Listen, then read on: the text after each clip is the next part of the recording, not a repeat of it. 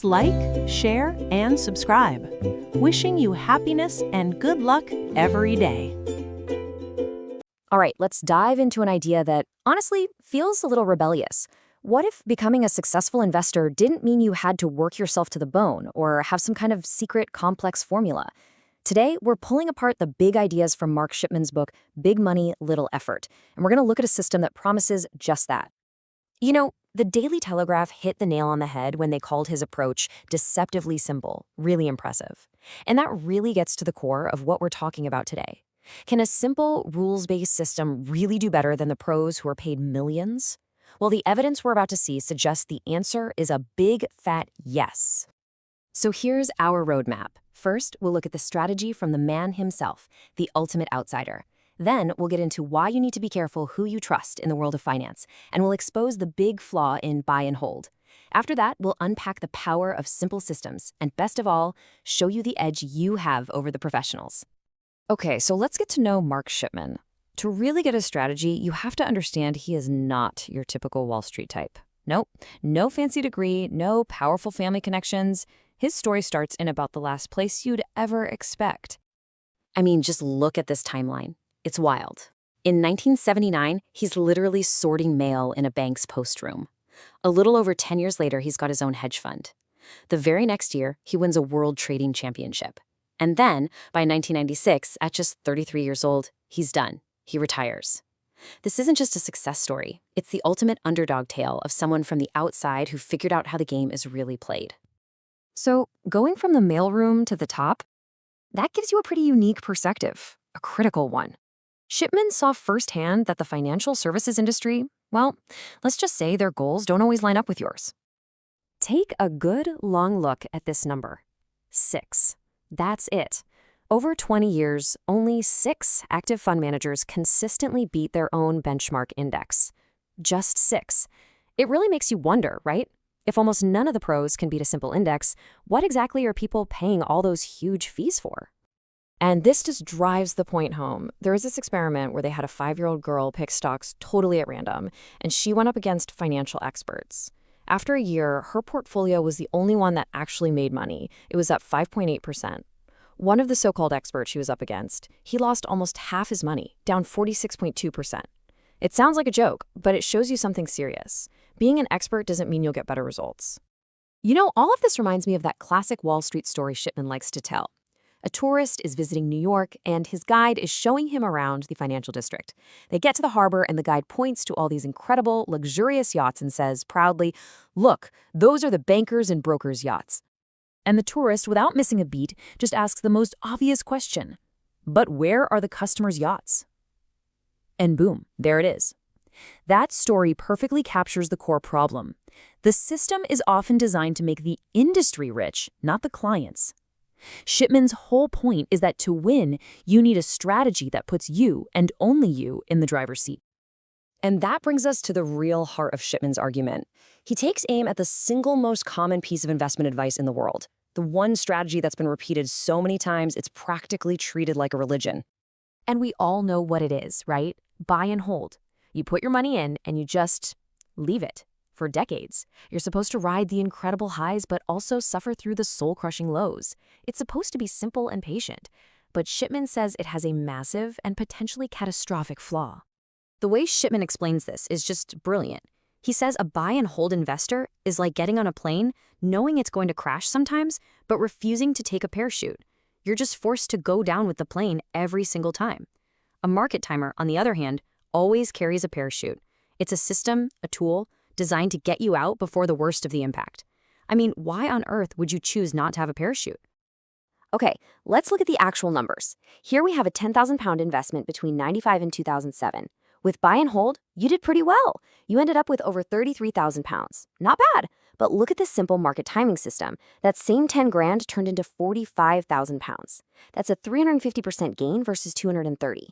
But, and this is the most important part, look at the emotional toll.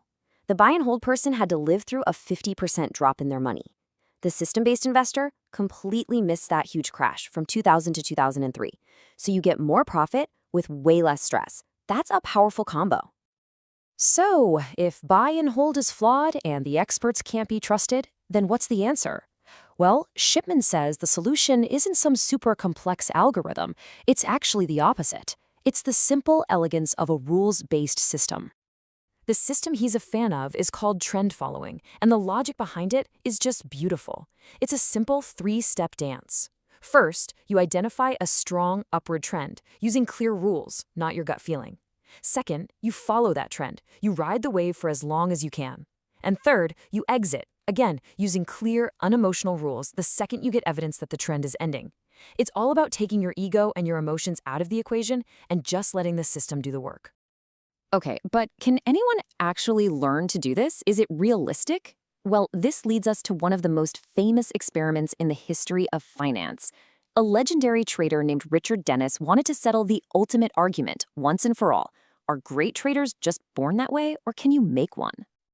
So Dennis took out ads in the paper and hired a bunch of total beginners. He taught them his simple trading system, and then, get this, he gave them his own money to trade. And just look at who these people were: an accountant, a professional gambler, a guy who designed fantasy games, an actor, a security guard, even a professional juggler. These were not your typical Wall Street prodigies. And the results? They were mind-blowing. This group, who became known as the Turtles, made absolute fortunes. Dennis himself couldn't believe it. He said, "Trading was even more teachable than I imagined. It was almost humbling." And that's the whole point. The magic wasn't in some innate genius. The magic was in the system and having the discipline to stick to it. The system was the secret.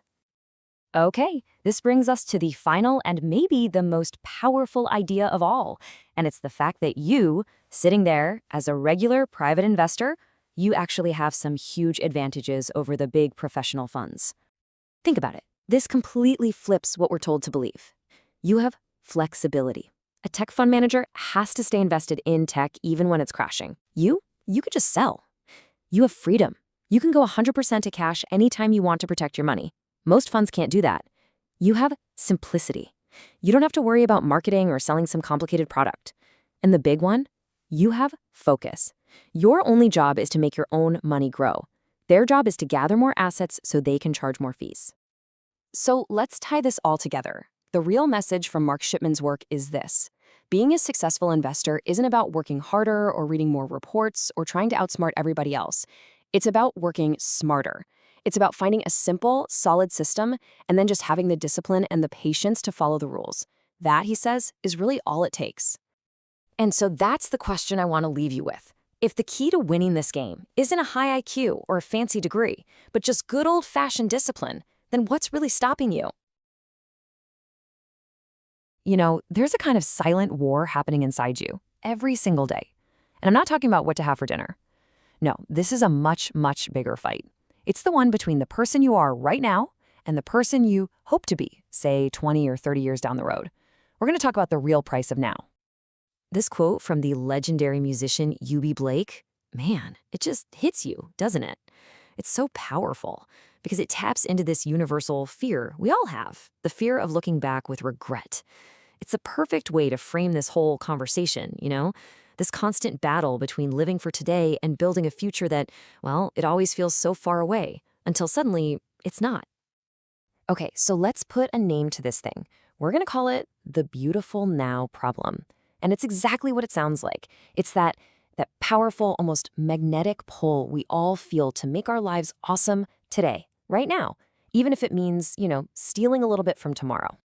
All right, I want you to really think about this question. And for just a second, forget about the money. Just honestly, would you rather be beautiful now, at your absolute peak today, vibrant, living your best life, and just worry about the future when it gets here? Come on, be honest. There's a part of you, a big part, that's screaming yes. That's because we are just hardwired for that instant gratification.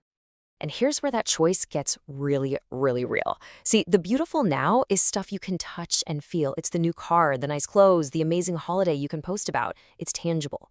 But a prosperous future, what is that? It's just an idea, right? It's words like security and peace of mind. So when you're faced with that choice, something real and shiny today versus an abstract idea tomorrow, our brains almost always go for the immediate reward. It's just how we're built. But here's the thing. Choosing now all the time, well, it's not a free lunch. There is a hidden cost to all that waiting, to all that procrastination.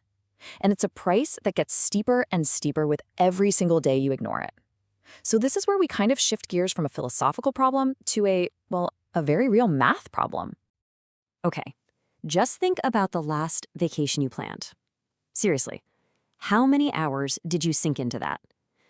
Comparing flights, scrolling endlessly through hotels, reading review after review for restaurants. All for what? A week, maybe two, of fun. Got that number in your head? Okay, hold that thought. Because here's the kicker. Most of us will spend more time planning that one holiday than we will spend planning for the next 30 or 40 years of our entire lives. It sounds absolutely insane when you say it out loud like that, doesn't it? But deep down, we all know it's kind of true. That right there is the beautiful now problem in action. And this is where our choices stop being just, preferences, and they become something else. The source we're looking at calls it a short-term fix. And that's a powerful phrase, right? It means we're basically trading our long-term well-being, our biggest goals, for a quick hit of satisfaction. You see the car, you buy it. You dream of the holiday, you book it.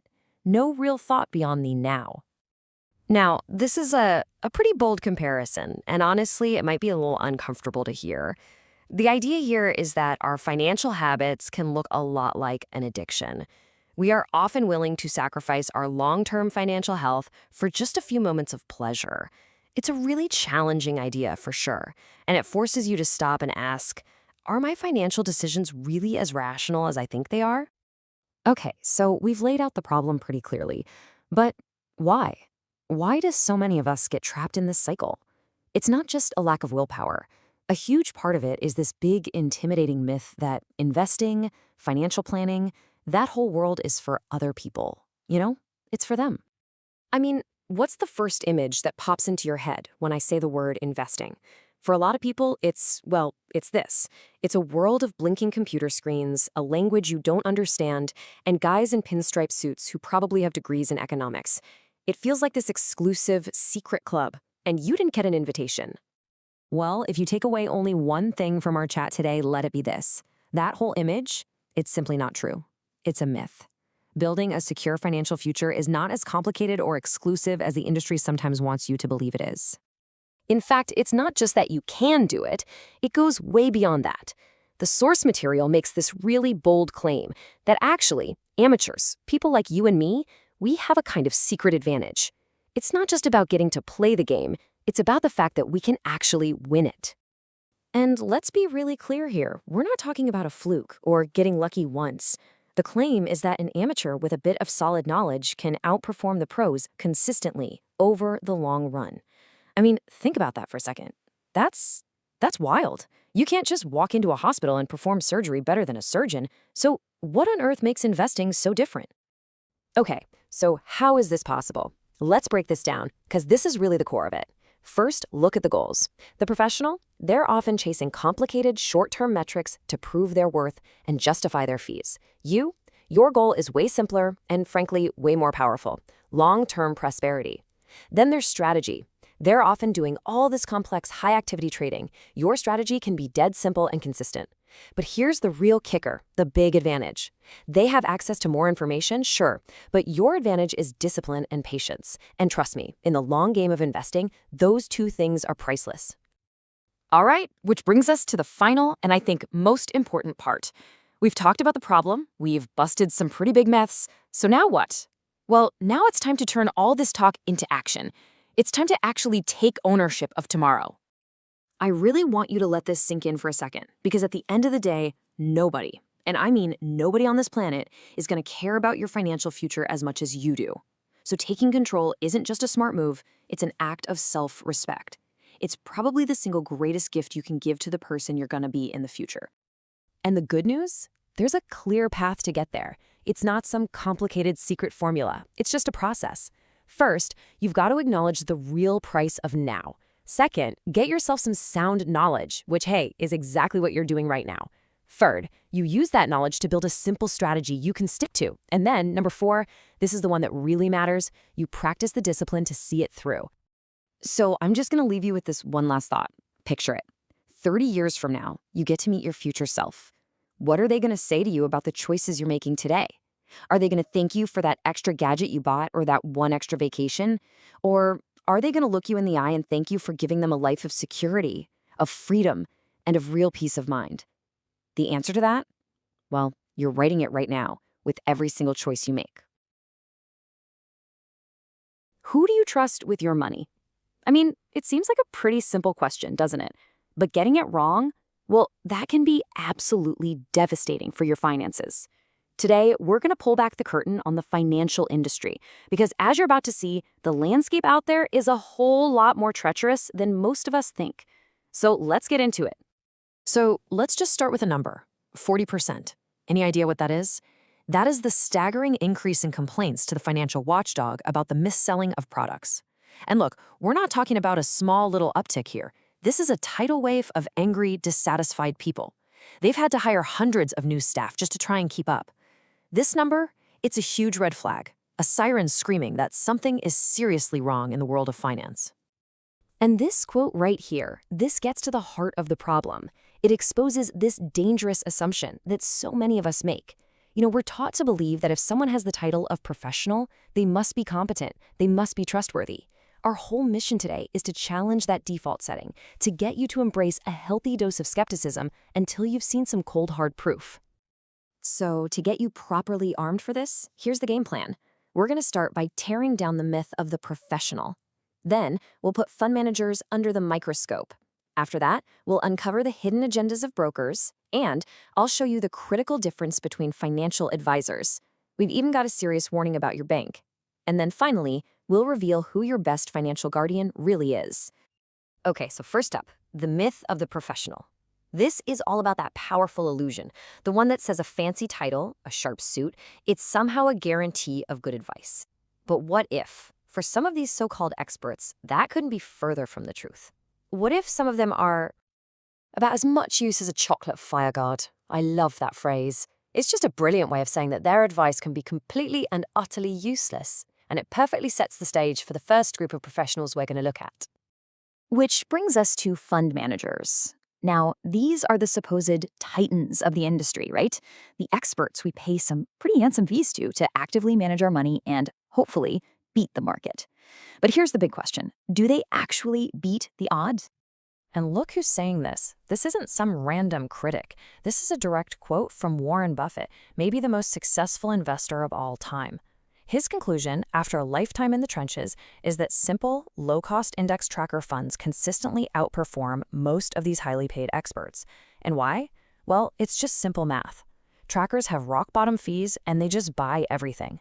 Meanwhile, the active managers charge you a fortune for their expertise, and more often than not, they fail to deliver. Just let that sink in for a second. 6. Just 6. Think about that for a moment. Over the last 20 years, you've got thousands upon thousands of these super smart, well-paid, active fund managers making bets with your money. And out of all of them, how many manage to consistently beat their own benchmark index? A measly 6. That is an absolutely abysmal record. It's a devastating indictment of the entire active fund management industry. And if that statistic wasn't crazy enough for you, get a load of this experiment. A 5-year-old girl picked stocks completely at random. They put her up against 2 seasoned financial experts, and you can see how it turned out. Her simple, random approach was the only one that made money. After a year, her portfolio was up 5.8%. The experts, they lost 6.2%, and, wait for it, a catastrophic 46.2%. It's shocking, but man, it's a powerful lesson in how unpredictable expertise can be. Okay, so if the top fund managers are struggling, maybe we should trust the brokers and the analysts, right? The people on the ground floor. Their job is to research companies and find those golden opportunities for us. But again, we've got to ask that crucial question. Do they have a hidden agenda?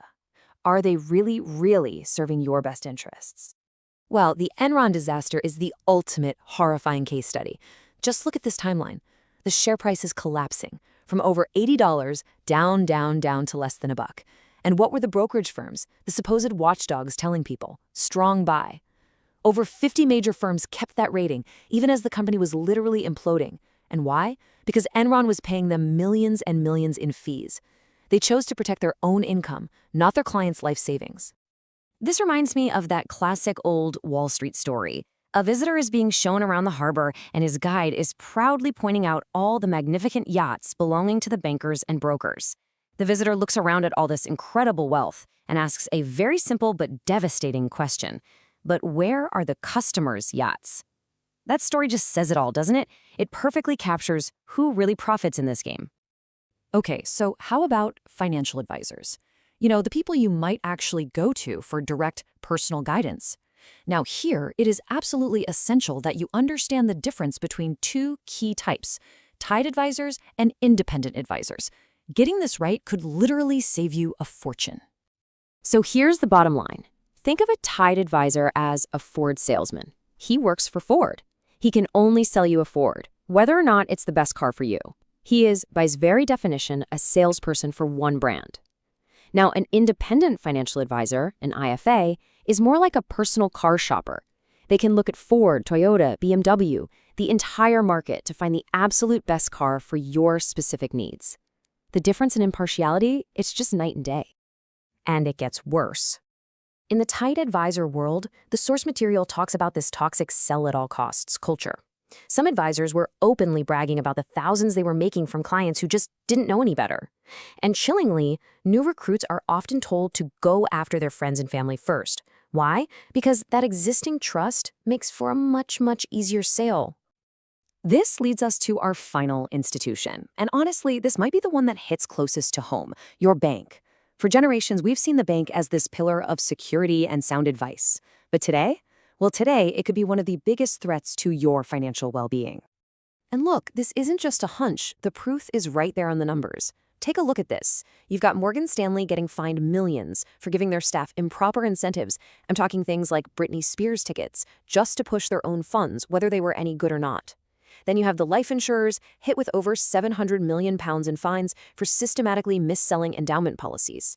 This is not a few bad apples, people. This is a systemic pattern of putting profits before customers. A TV investigation actually sent an undercover reporter into a major bank's call center, and what they found was just shocking. Staff were actively encouraged, they were trained to push high commission products that were totally wrong for their customers. In one horrifying case, a staff member was filmed trying to sell a life insurance policy to a customer they knew had a terminal illness. I mean, it is hard to imagine a more profound and cynical betrayal of trust than that. So what's the takeaway from all this? The music impresario Lol Pryor, he put it best with this cynical but frankly pretty useful piece of advice. When it comes to investment advice, your bank's main qualification might just be its convenient parking. You need to treat any investment advice they give you with extreme caution. Okay, after all these warnings, it's easy to feel a bit overwhelmed, maybe a little paranoid. But listen, the point of all this is not to scare you, it's to arm you. So let's talk about the solution. Let's talk about who your best financial guardian really is and how you can take back control of your own future. Here it is. This is your personal due diligence checklist. Think of it as your shield against bad advice. Before you hand over a single penny, do your own homework. Ask them straight up how they get paid. Is it a fee for their time or a commission for selling you something? Demand to see their performance record, not just for one good year, but over the long haul. And then ask this killer question. Do you personally invest your own money in this product? Their answer or their hesitation is going to tell you everything you need to know. And above all, be skeptical, trust, but always, always verify.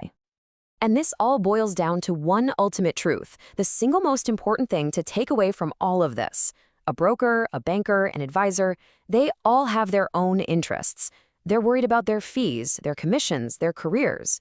But you are the only one whose sole #1 priority is the health of your wealth. No one on this planet will ever care about your money as much as you do. So, we end with this one final question. After everything we've seen, the conflicts of interest, the abysmal performance, the outright mis-selling, who is the one person you can truly 100% trust with your money? The answer is the person looking back at you in the mirror. It's you. You are your own best financial guardian. Take that responsibility seriously, and you will be well on your way to a secure financial future. Thanks for joining me. Let's be honest, trying to navigate the world of financial advice can feel like you're walking through a minefield, right? Who can you actually trust? Who's got your back? And who's just looking out for their own bottom line? Well, in this explainer, we're going to put on our detective hats. We're going to learn exactly how to tell the good guys from the bad guys when it comes to your money. So grab your magnifying glass. Our investigation starts right now. And in this quote right here, this is the perfect place for us to start. I want you to think of this as our North Star for this whole journey. It's such a simple but powerful idea. Does the person giving you advice have any skin in the game?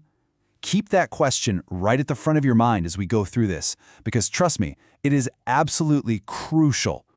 You know, to really set the stage, I want to tell you a quick story that just perfectly captures the problem we're up against. It's a real story, came out in an interview, and it's one of those things that's kind of funny, but also pretty darn terrifying. So, get this. There's a guy who's an absolutely terrible Windows salesman. I mean, he just can't make it work. So he switches careers. He keeps the same sharp suit, but instead of selling double glazing, he starts selling complex financial products. And he becomes a massive success almost overnight. You got to ask yourself, how does that happen with barely any training? Well, here's the secret. He said when he was selling Windows, people grilled him. They asked a million questions, got competing quotes, checked every last detail. But when he started selling investments, crickets. Nobody asked anything. They didn't shop around. He even admitted he still knew more about Windows than he did about investing. Just let that sink in. People were doing more research on their window frames than on their entire financial future. It's just wild. And that right there is the big question for us, isn't it? If this one guy could so easily jump from Windows to wealth management, who else is out there? And how do we protect ourselves? Well, that's exactly what the rest of this is about, giving you the tools to do just that. Okay, so this brings us to part 1 of our investigation, recognizing the red flags. This is all about learning to spot the signs of trouble from a mile away before you ever get sucked into a bad situation. These right here are the big ones. If you see any of these, your internal alarm bell should be screaming. We're talking about those out-of-the-blue cold calls, the classic high-pressure sales pitch that says you have to act now, a product so complicated it makes your head spin, and of course, the promise of returns that just sound way too good to be true.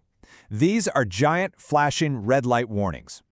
Let's zero in on those cold calls for a second because, man, they are dangerous. We're talking about unsolicited calls, a lot of them from overseas, where real people have been tricked into sending thousands and thousands of dollars of their savings, only for it to disappear forever. This isn't just some theoretical risk. This is happening to people every single day. And this slide really nails what those calls feel like. You'll notice the person on the other end has a super smooth, pre-packaged answer for everything. You raise a concern, they've got a line for that. You ask a tough question, they've got a prepared response. If you get the sense you're talking to a script and not a real human being, the solution is simple. Just hang up the phone. Don't even say goodbye. So this is it. This is probably the most important rule of financial self-defense. A lot of salespeople, they prey on the fact that most people don't understand the jargon. They use complexity as a weapon. So your best defense, your antidote, is understanding. If you can't explain how an investment works to a friend in simple terms, then you have no business putting your money into it, period. And I want you to really take this quote to heart. Don't you ever let someone make you feel stupid because you don't get their product. The responsibility, to be clear, is on them, not you. It's way more likely that a confusing product is just a bad product. Complexity is where they hide the crazy fees and the terrible performance. This leads us to another classic red flag, promises that are just too good to be true. Look, seeing some fund that shot up 100% in a year sounds amazing, but you've got to ask yourself, what does that really mean? Well, as you can see, that kind of crazy short-term performance almost always boils down to one of two things. Either they got incredibly lucky, or they took on a massive amount of risk, or, both. Now there's a really important distinction to make here. That whole high returns equals high risk thing, that's really for looking at short-term performance, like over a year or two. See, over the long haul, this magical thing called compounding takes over, and that amazing force can turn boring, steady, low-risk investments into some seriously large returns. So don't ever confuse a one-year fluke with a solid long-term strategy. All right, we've learned how to spot the clues. We know the red flags to look for. So now it's time to move to the next phase of our detective work, the interrogation. This is where we flip the script. Instead of them drilling you with questions, you're going to take control and ask a few very pointed questions of your own. So here it is. This is your playbook. We're going to walk through 6 key questions that are going to help you slice right through the sales pitch and figure out who's the real deal and who's just a pretender. First up, and yeah, it might feel a little awkward, but it's a totally fair question, how much are you worth? I mean, think about it. You wouldn't take workout advice from a personal trainer who's totally out of shape, would you? It's the same exact logic. You want advice from someone who has actually proven they know how to build wealth. Okay, now, before we get to the next question, I really want you to listen close for this one. Because if you only take away one single question from this entire explainer, I want it to be the one that's coming up next. It is, without a doubt, the most powerful tool in your entire detective kit. And here it is. You look them in the eye and you ask, where have you invested your own money? This goes right back to that quote from the beginning, skin in the game. If an advisor is pushing a product on you that they aren't willing to put their own money into, that is a massive, massive warning sign. You wouldn't buy a car from a salesman who drives a competitor's model, would you? Same thing. Next up, you want to get their backstory. What were they doing before this? Were they an analyst or were they selling windows? But here's the subtle part. It's not just about what they say. You have to pay really close attention to how they say it. If they get all defensive or angry, that's a bad sign. If they're open and happy to talk about it, that shows they're confident in who they are today. Okay, let's group the next 2 questions together. I like to call this the longevity test. In any job, but especially in finance, just surviving is a huge sign of competence. If they've been in business for a long time, and even more important, if they have clients who have stuck with them for years and years, that tells you pretty much everything you need to know. They're probably doing a good job. And finally, you ask for references. I mean, customer testimonials are pure gold. Any good advisor should have a list of happy clients who are more than willing to say good things about them. But here's the key. If they give you names, your job's not done. You have to actually pick up the phone and check those references. All right, the interrogation is over. You've gathered all your evidence, you've asked the tough questions. Now it's time to step back, look at the whole case file, and make your final verdict. So, here it is, your final checklist. Just run through these questions in your head. Did they get defensive when you pushed them? Were their answers just kind of weak? Could they actually prove they had skin in the game? And maybe most importantly, do you just have a gut feeling that something's off? If the answer is yes to any of these, the verdict is simple. You walk away. It is so much better to lose an advisor than to have an advisor lose your money. And we're going to end with this powerful idea from Socrates. In the world of money, ignorance isn't bliss. It's really, really expensive. It's dangerous. Doing your own homework, asking these tough questions, being your own detective, that is your #1 defense. Because at the end of the day, the only person who will ever care as much about your money as you do is you.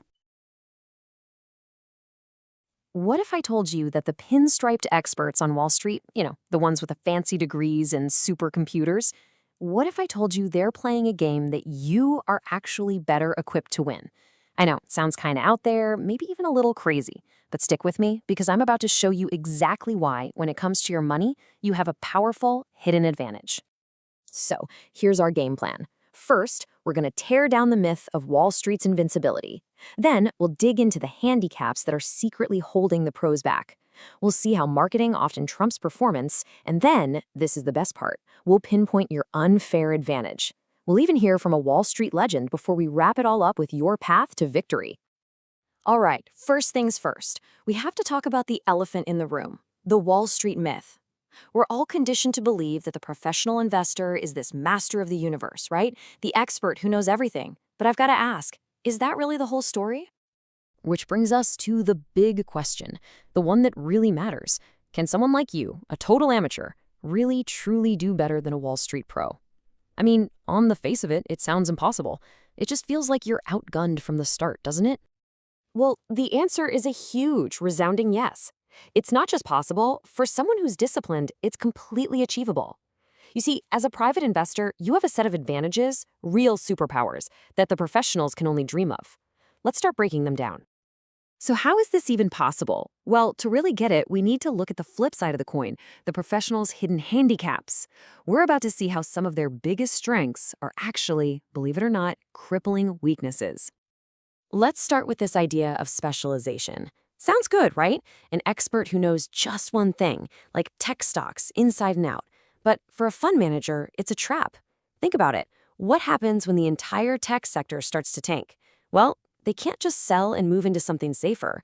Their own rules, the fund's mandate, say they have to stay put. Their hands are completely tied. And hey, this isn't just some theory. It has happened in spectacular fashion. Remember the dot-com bubble? In the late 90s, tech fund managers looked like absolute geniuses. Their returns were off the charts.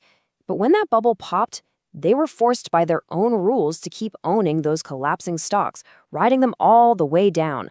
They were basically prisoners of their own specialization. And you know what? This wasn't a one-off thing. We saw the exact same story with funds that specialized in Japan back in the late 80s.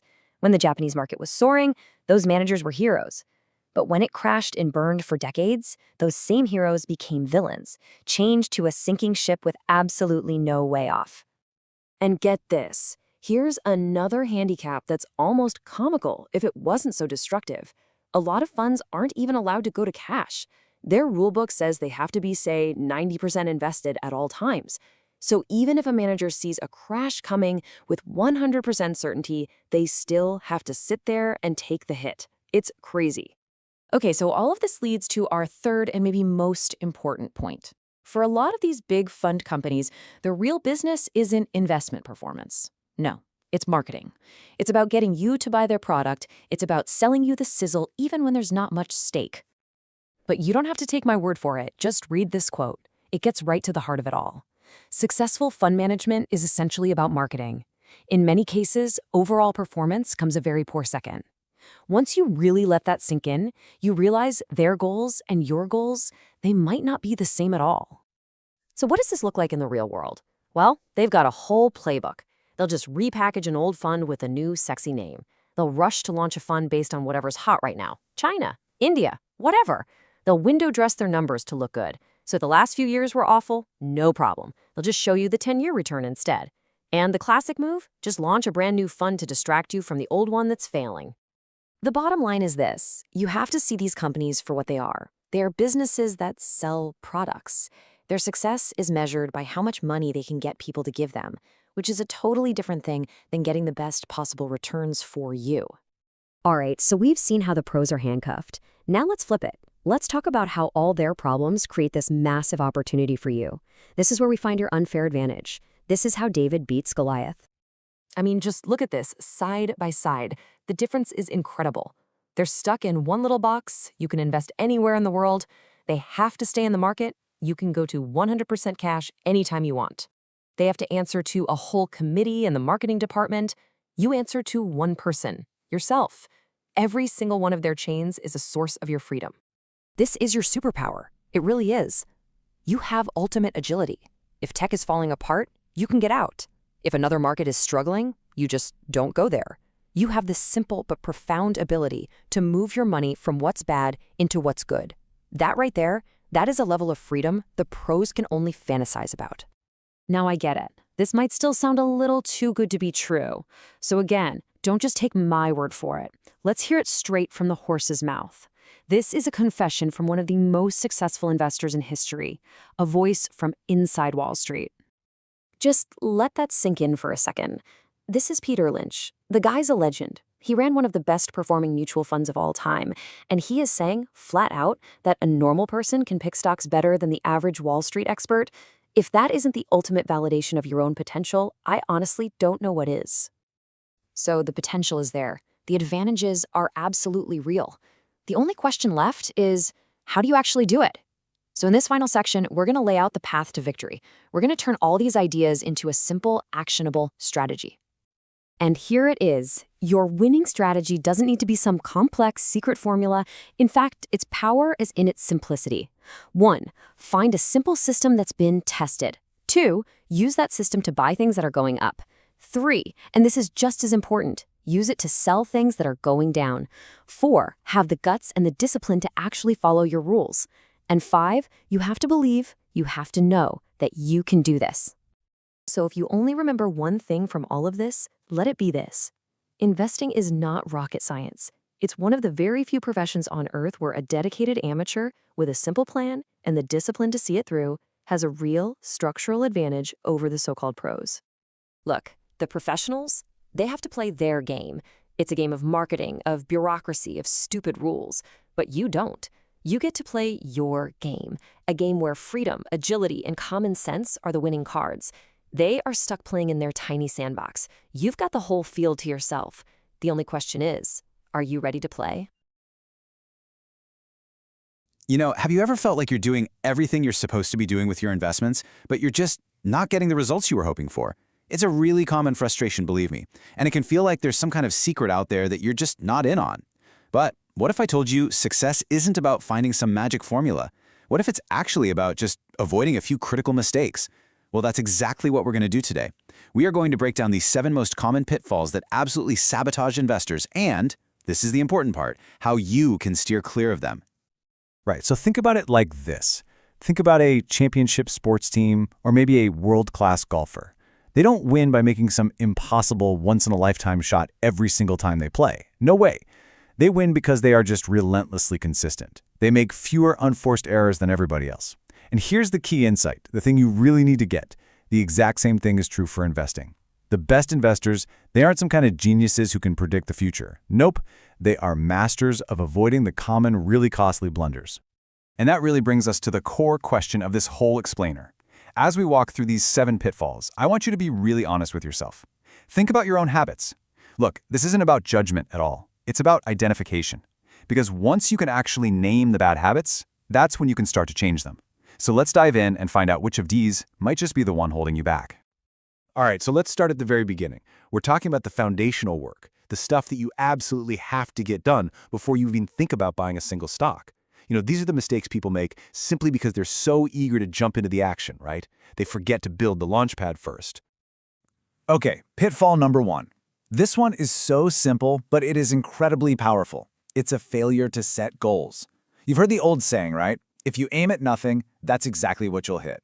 And it's so true. Without a clear, defined target for your money, what's it for? Retirement? A down payment on a house? Whatever it is, you're just drifting. You're just floating out there. You have absolutely no way of knowing if your decisions are moving you closer to where you want to be or just pushing you further away.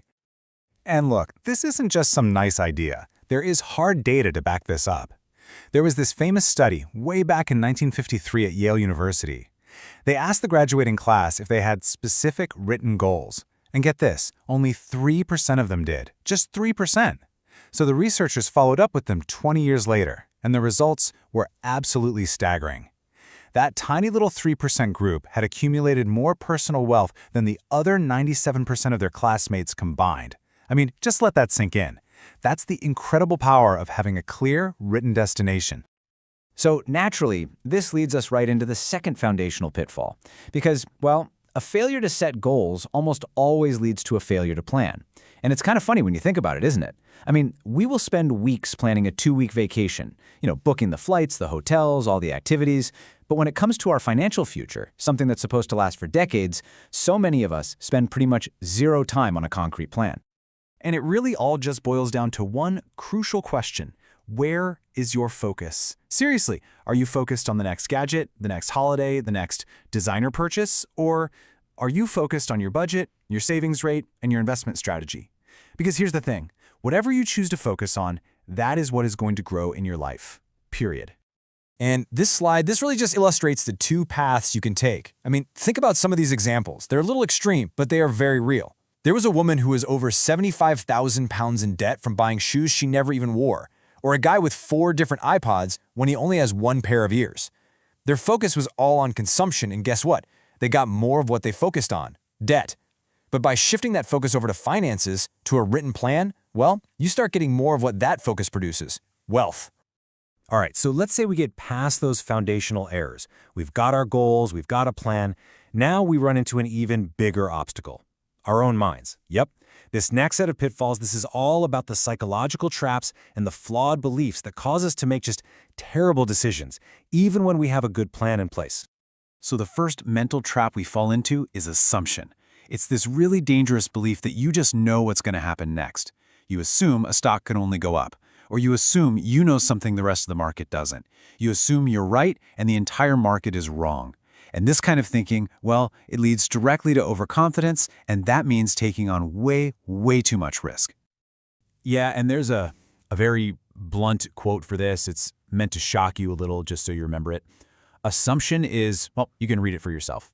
Look, Every single major market crash in history, 1929, 1987, the dot-com bust in 2000, every one of them was fueled by this widespread assumption that things could only go up. The best antidote to that?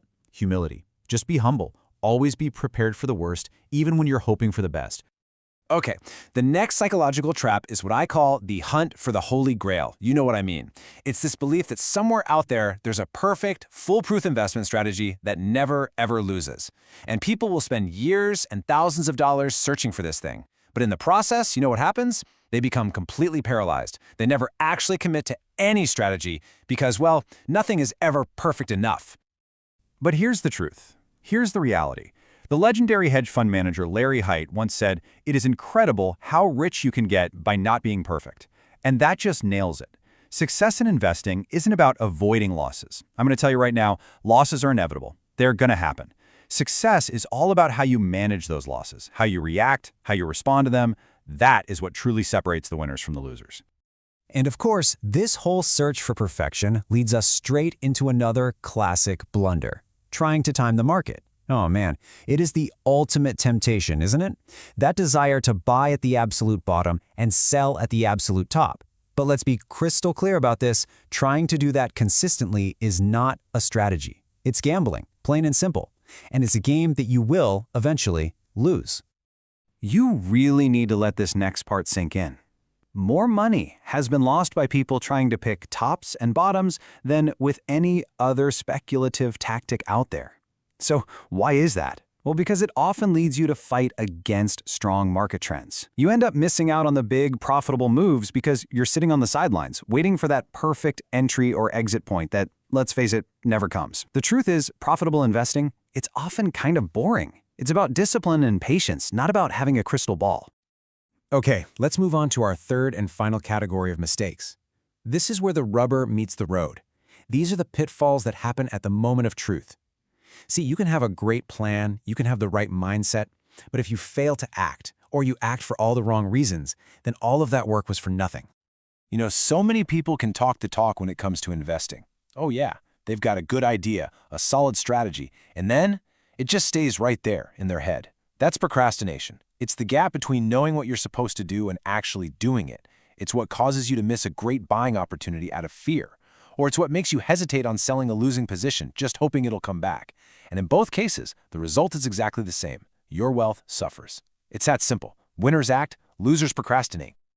And finally, we arrive at what is arguably the single most powerful and destructive force in all of investing: emotion.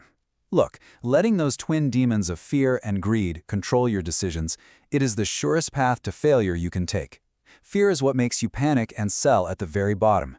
Greed is what makes you FOMO in and buy at the very top. And both of them, working together, will absolutely wreck even the most brilliant, well-thought-out plan. You know, there's this powerful old proverb that really gets to the heart of this internal battle that every single investor faces. It's about a grandfather telling his grandson that there are two wolves fighting inside him. One is a wolf of peace, and the other is a wolf of fear. And when the grandson asks which one will win, the grandfather simply replies, "Whichever one I feed." And that is just the perfect metaphor for the struggle between our rational, disciplined self and our fearful, greedy self. So the real question is, which wolf are you feeding? So how does this apply directly to investing? Well, feeding that wolf of fear and greed. That means you're constantly chasing hot tips, you're abandoning your strategy the second it hits a rough patch, and you're taking these wild, high-risk gambles. On the other hand, feeding the wolf of peace and discipline. That means you're focused on managing risk, it means you have the patience to stick to your plan, and that you trust your system over your fleeting emotions. So we've walked through seven major pitfalls. Let's run them down. No goals, no plan, assumption, perfectionism, trying to time the market, procrastination, and letting your emotions run the show.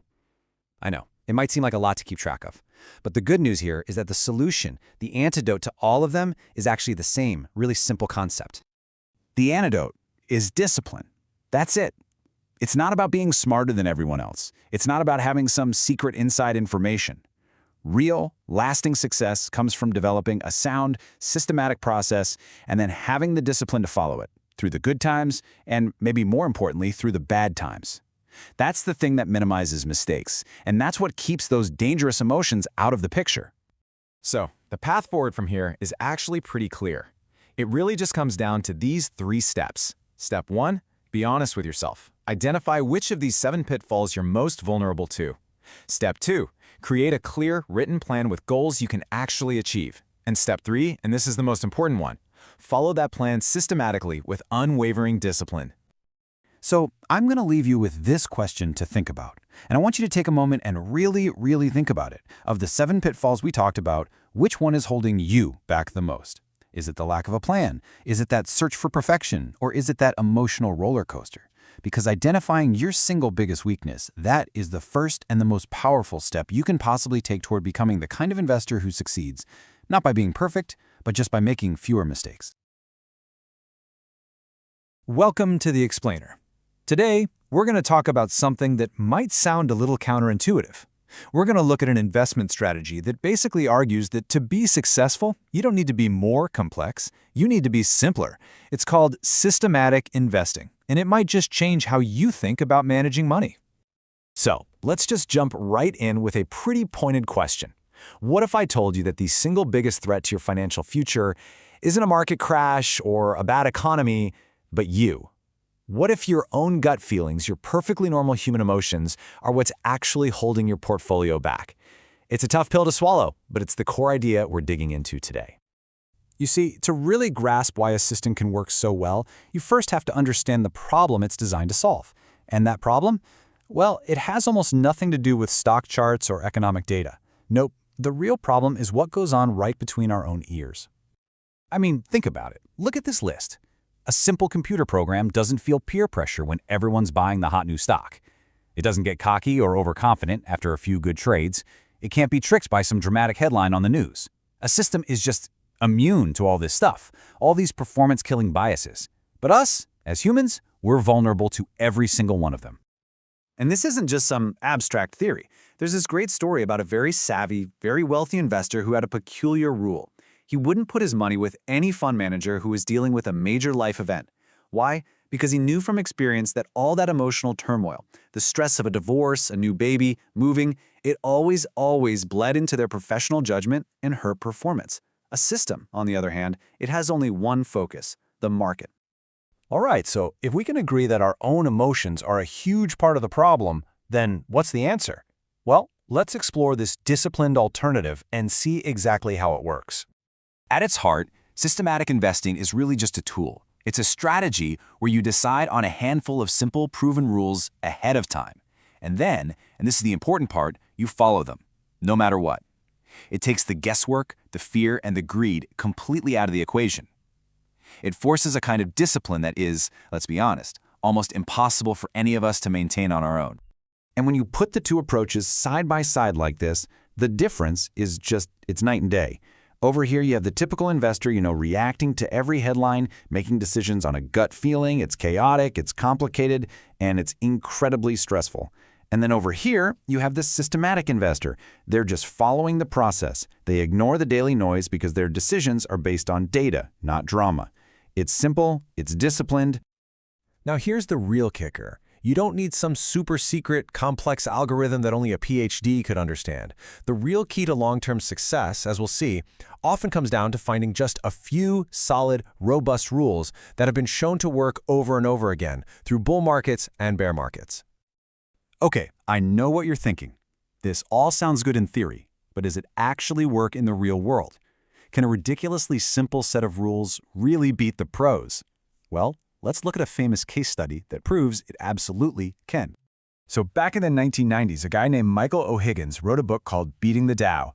The strategy he laid out was so simple and so shockingly effective that it just exploded. It created an entire cottage industry of newsletters, websites, even mutual funds, eventually attracting more than $20 billion from investors. And this is it. This is the whole system, famously nicknamed the Dogs of the Dow. Let me walk through it. It won't take long. Step 1. Once a year, you look at the 30 big, boring, stable companies in the Dow Jones Industrial Average. Step 2. You find the ones paying the highest dividends. A high dividend yield is often a sign that a good company is just temporarily out of favor. Step 3. From that short list, you simply buy the few stocks with the lowest price in dollars. Step 4. You hold them for a full year. You don't trade them, you don't worry about them, you just hold. And Step 5. You repeat the process next year. That's the entire thing, a totally mechanical process that takes maybe 15 minutes a year. O'Higgins himself said that the biggest pushback he got wasn't about the data. The data was solid. The biggest pushback came from the culture of finance itself.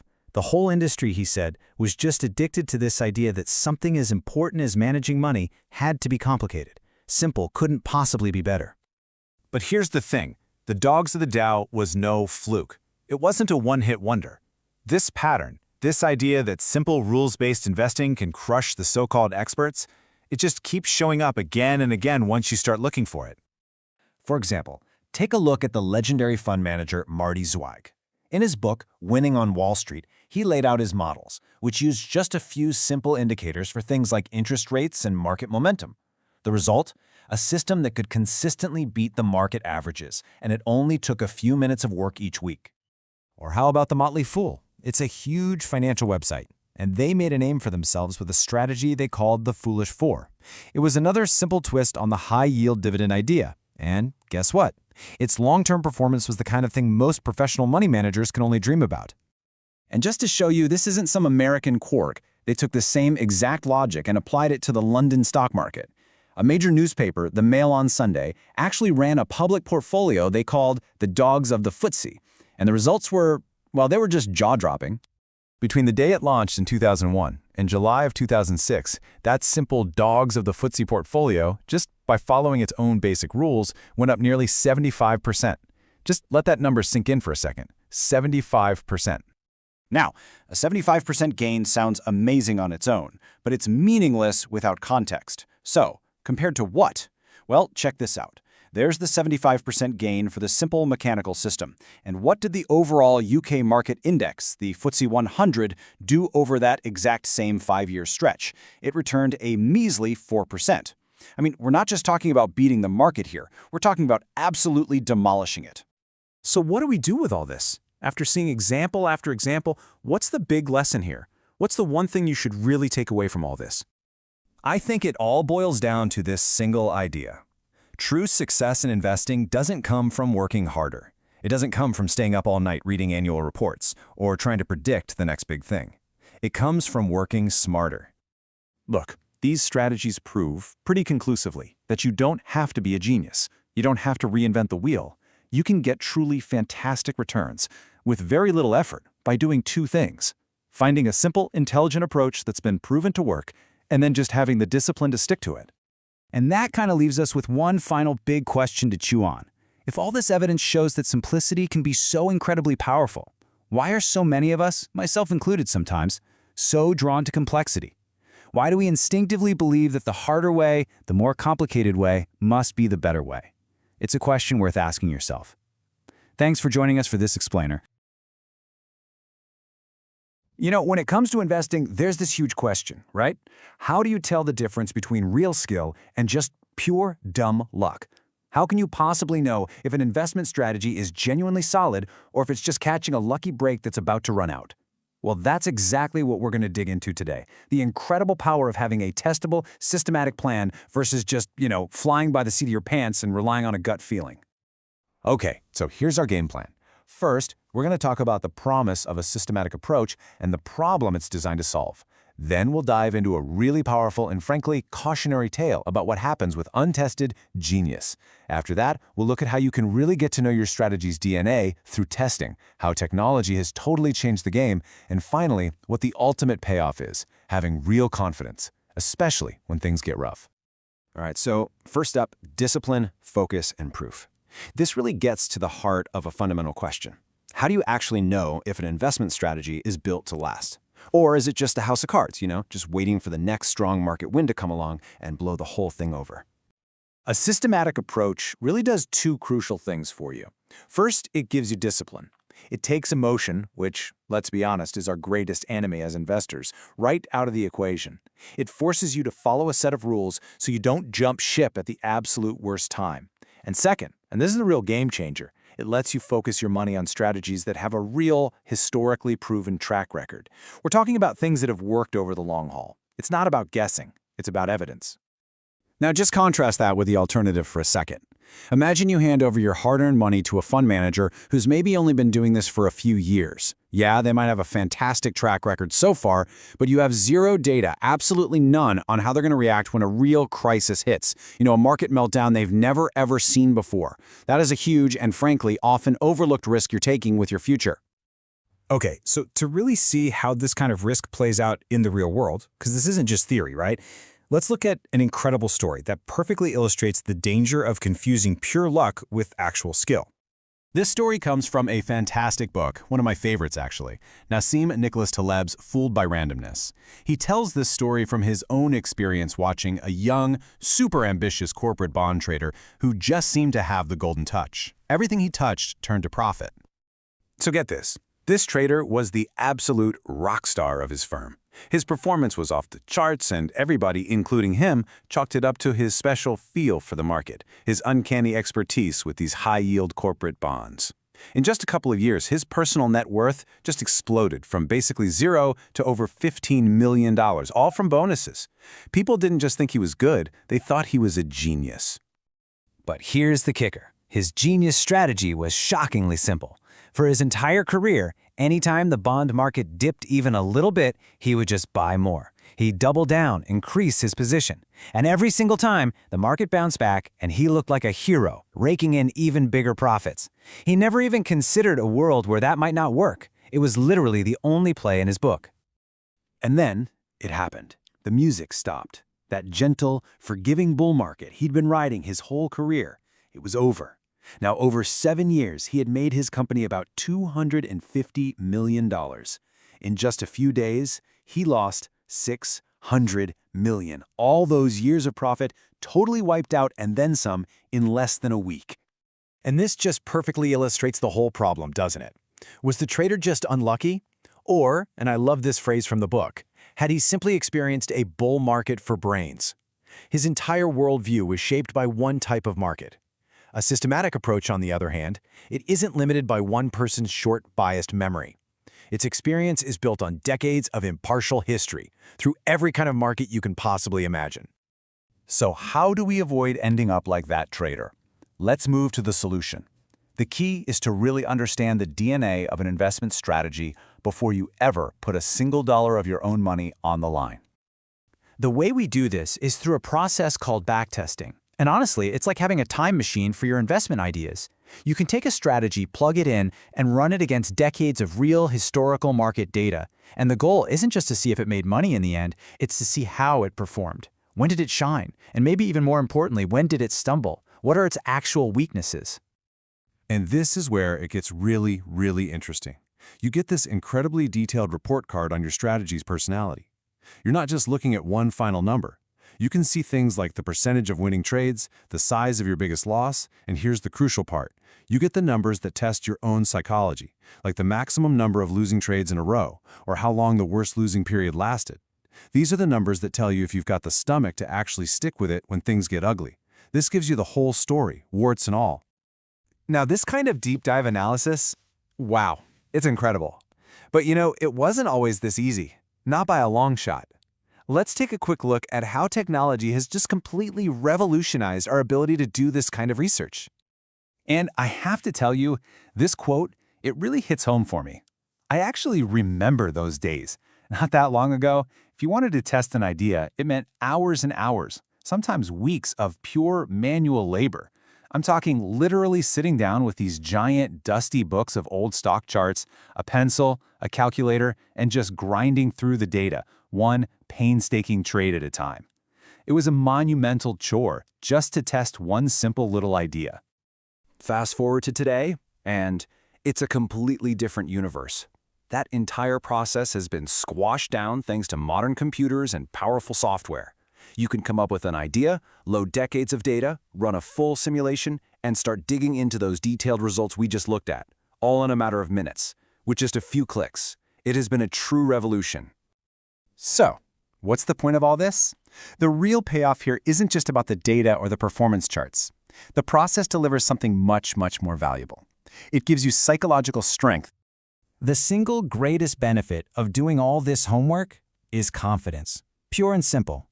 When the market inevitably hits a rough patch, and it always does, and your strategy is going through a losing streak, you won't panic. And why not? Because you've already seen this movie before in your research. You know from the data that this is normal behavior for the system. You know it survived worse periods in the past and come out the other side. That knowledge, that's the anchor that lets you stick with the plan. And just look at this timeline. This really drives the point home. A well-researched system can be stress-tested against the absolute worst periods in modern history. We're talking about the Cold War, the Cuban Missile Crisis, the stock market crash of '87, the 9/11 attacks, not to mention countless recessions, wars, and other global crises. You can actually know, with data, how your strategy would have held up through it all. So when you boil it all down, it comes down to a pretty simple comparison. What's a smarter bet for your financial future?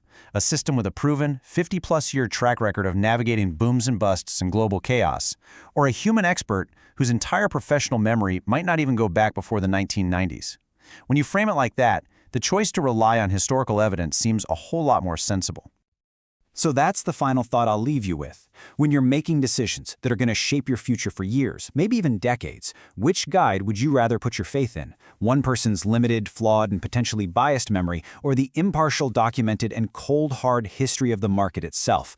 For me, looking at it that way, the answer becomes crystal clear. If you're an investor, you know the feeling. You're constantly bombarded with noise, with predictions, with that nagging sense that you need a crystal ball just to survive. Well, today, we're going to cut right through all of that. We're going to explore a disciplined, logical approach to the market that pushes all that guesswork aside and focuses on a real, workable system. You know, this quote from the legendary investor Marty Zweig it nails the fundamental challenge, doesn't it? It sounds so simple. Cut your losses, let your winners run. But we all know that when your hard-earned money is on the line, your emotions just take over. Knowing when to sell a loser, or just as hard, how long to stick with a winner, that's the real puzzle, and that's what we're tackling today. So, okay, where does real, lasting success in the market actually come from? Well, the source material for this explainer is incredibly clear on this point. It's all about riding the big, long-term trends. I'm not talking about the day-to-day blips on the screen. I'm talking about those powerful, sustained, upward waves that can last for months, sometimes even years.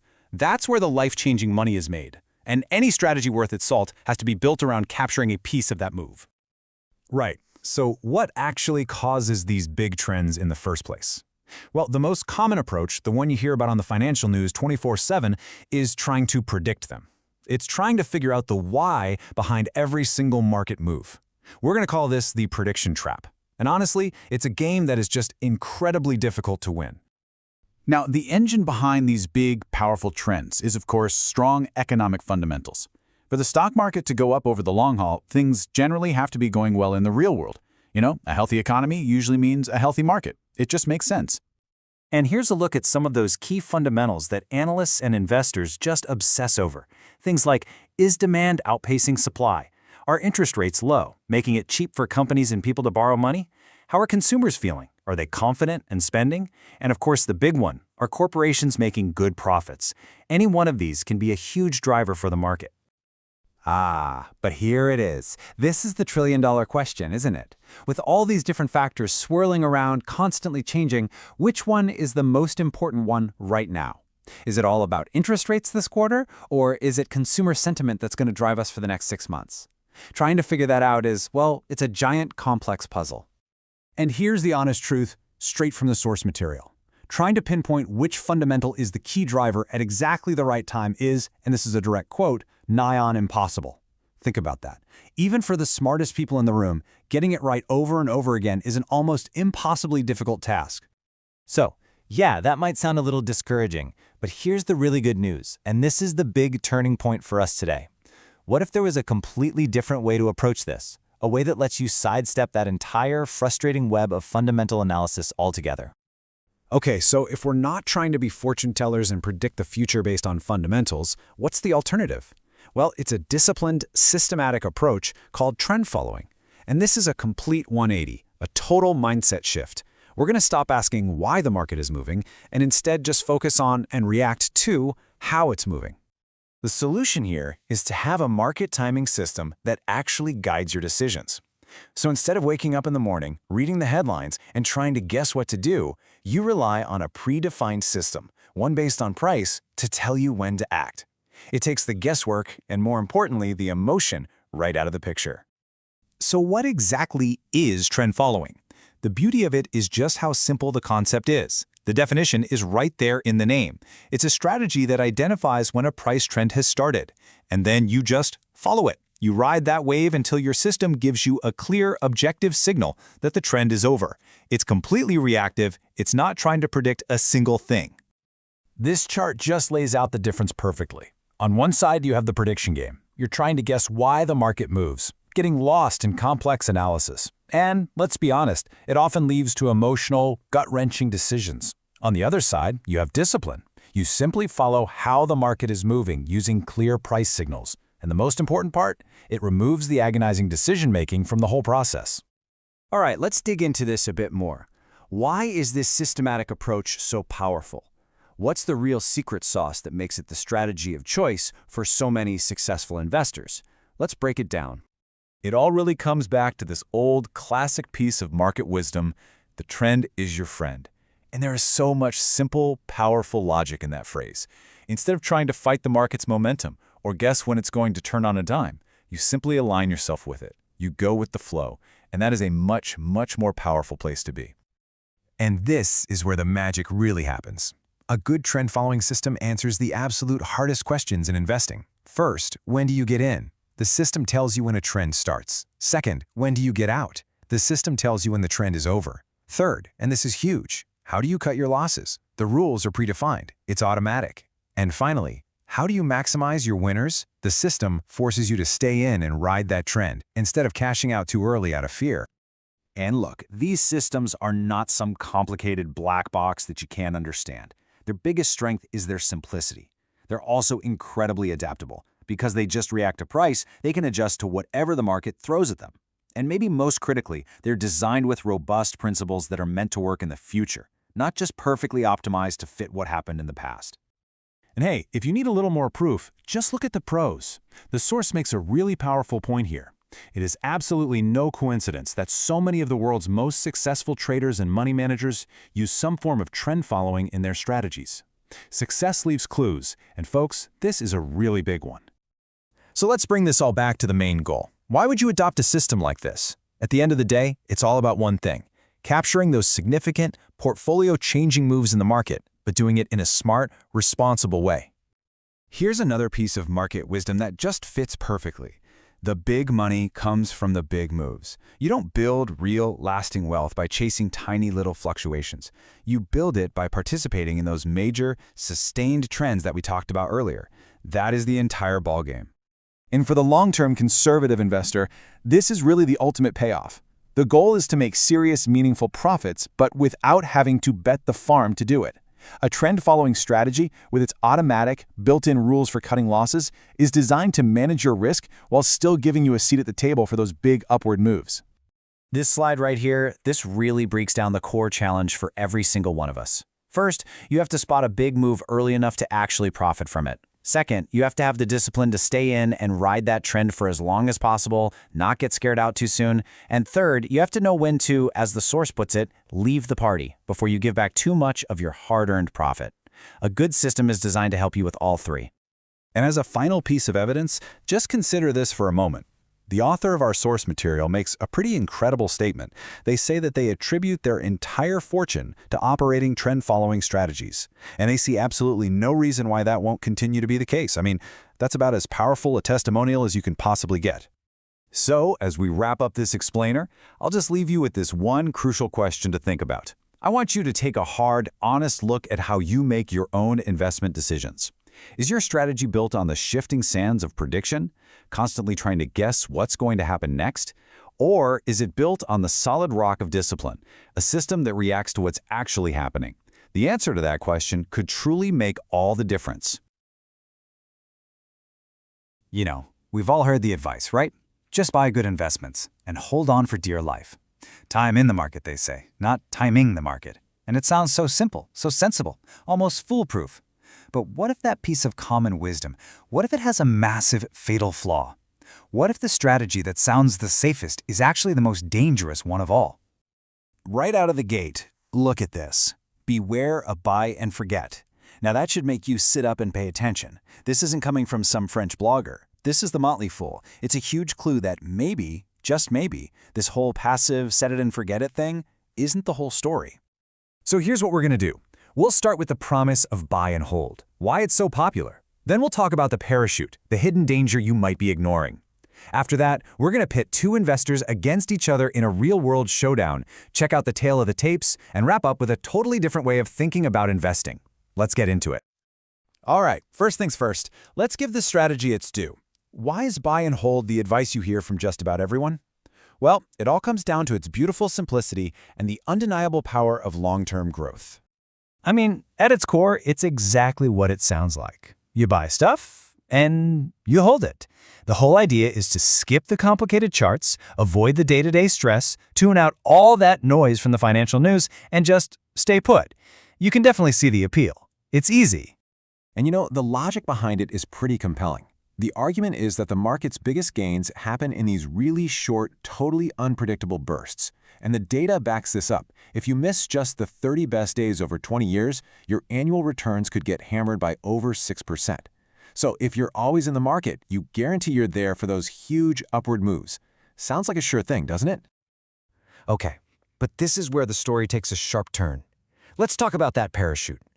What if this simple, safe-sounding strategy is actually hiding a colossal risk?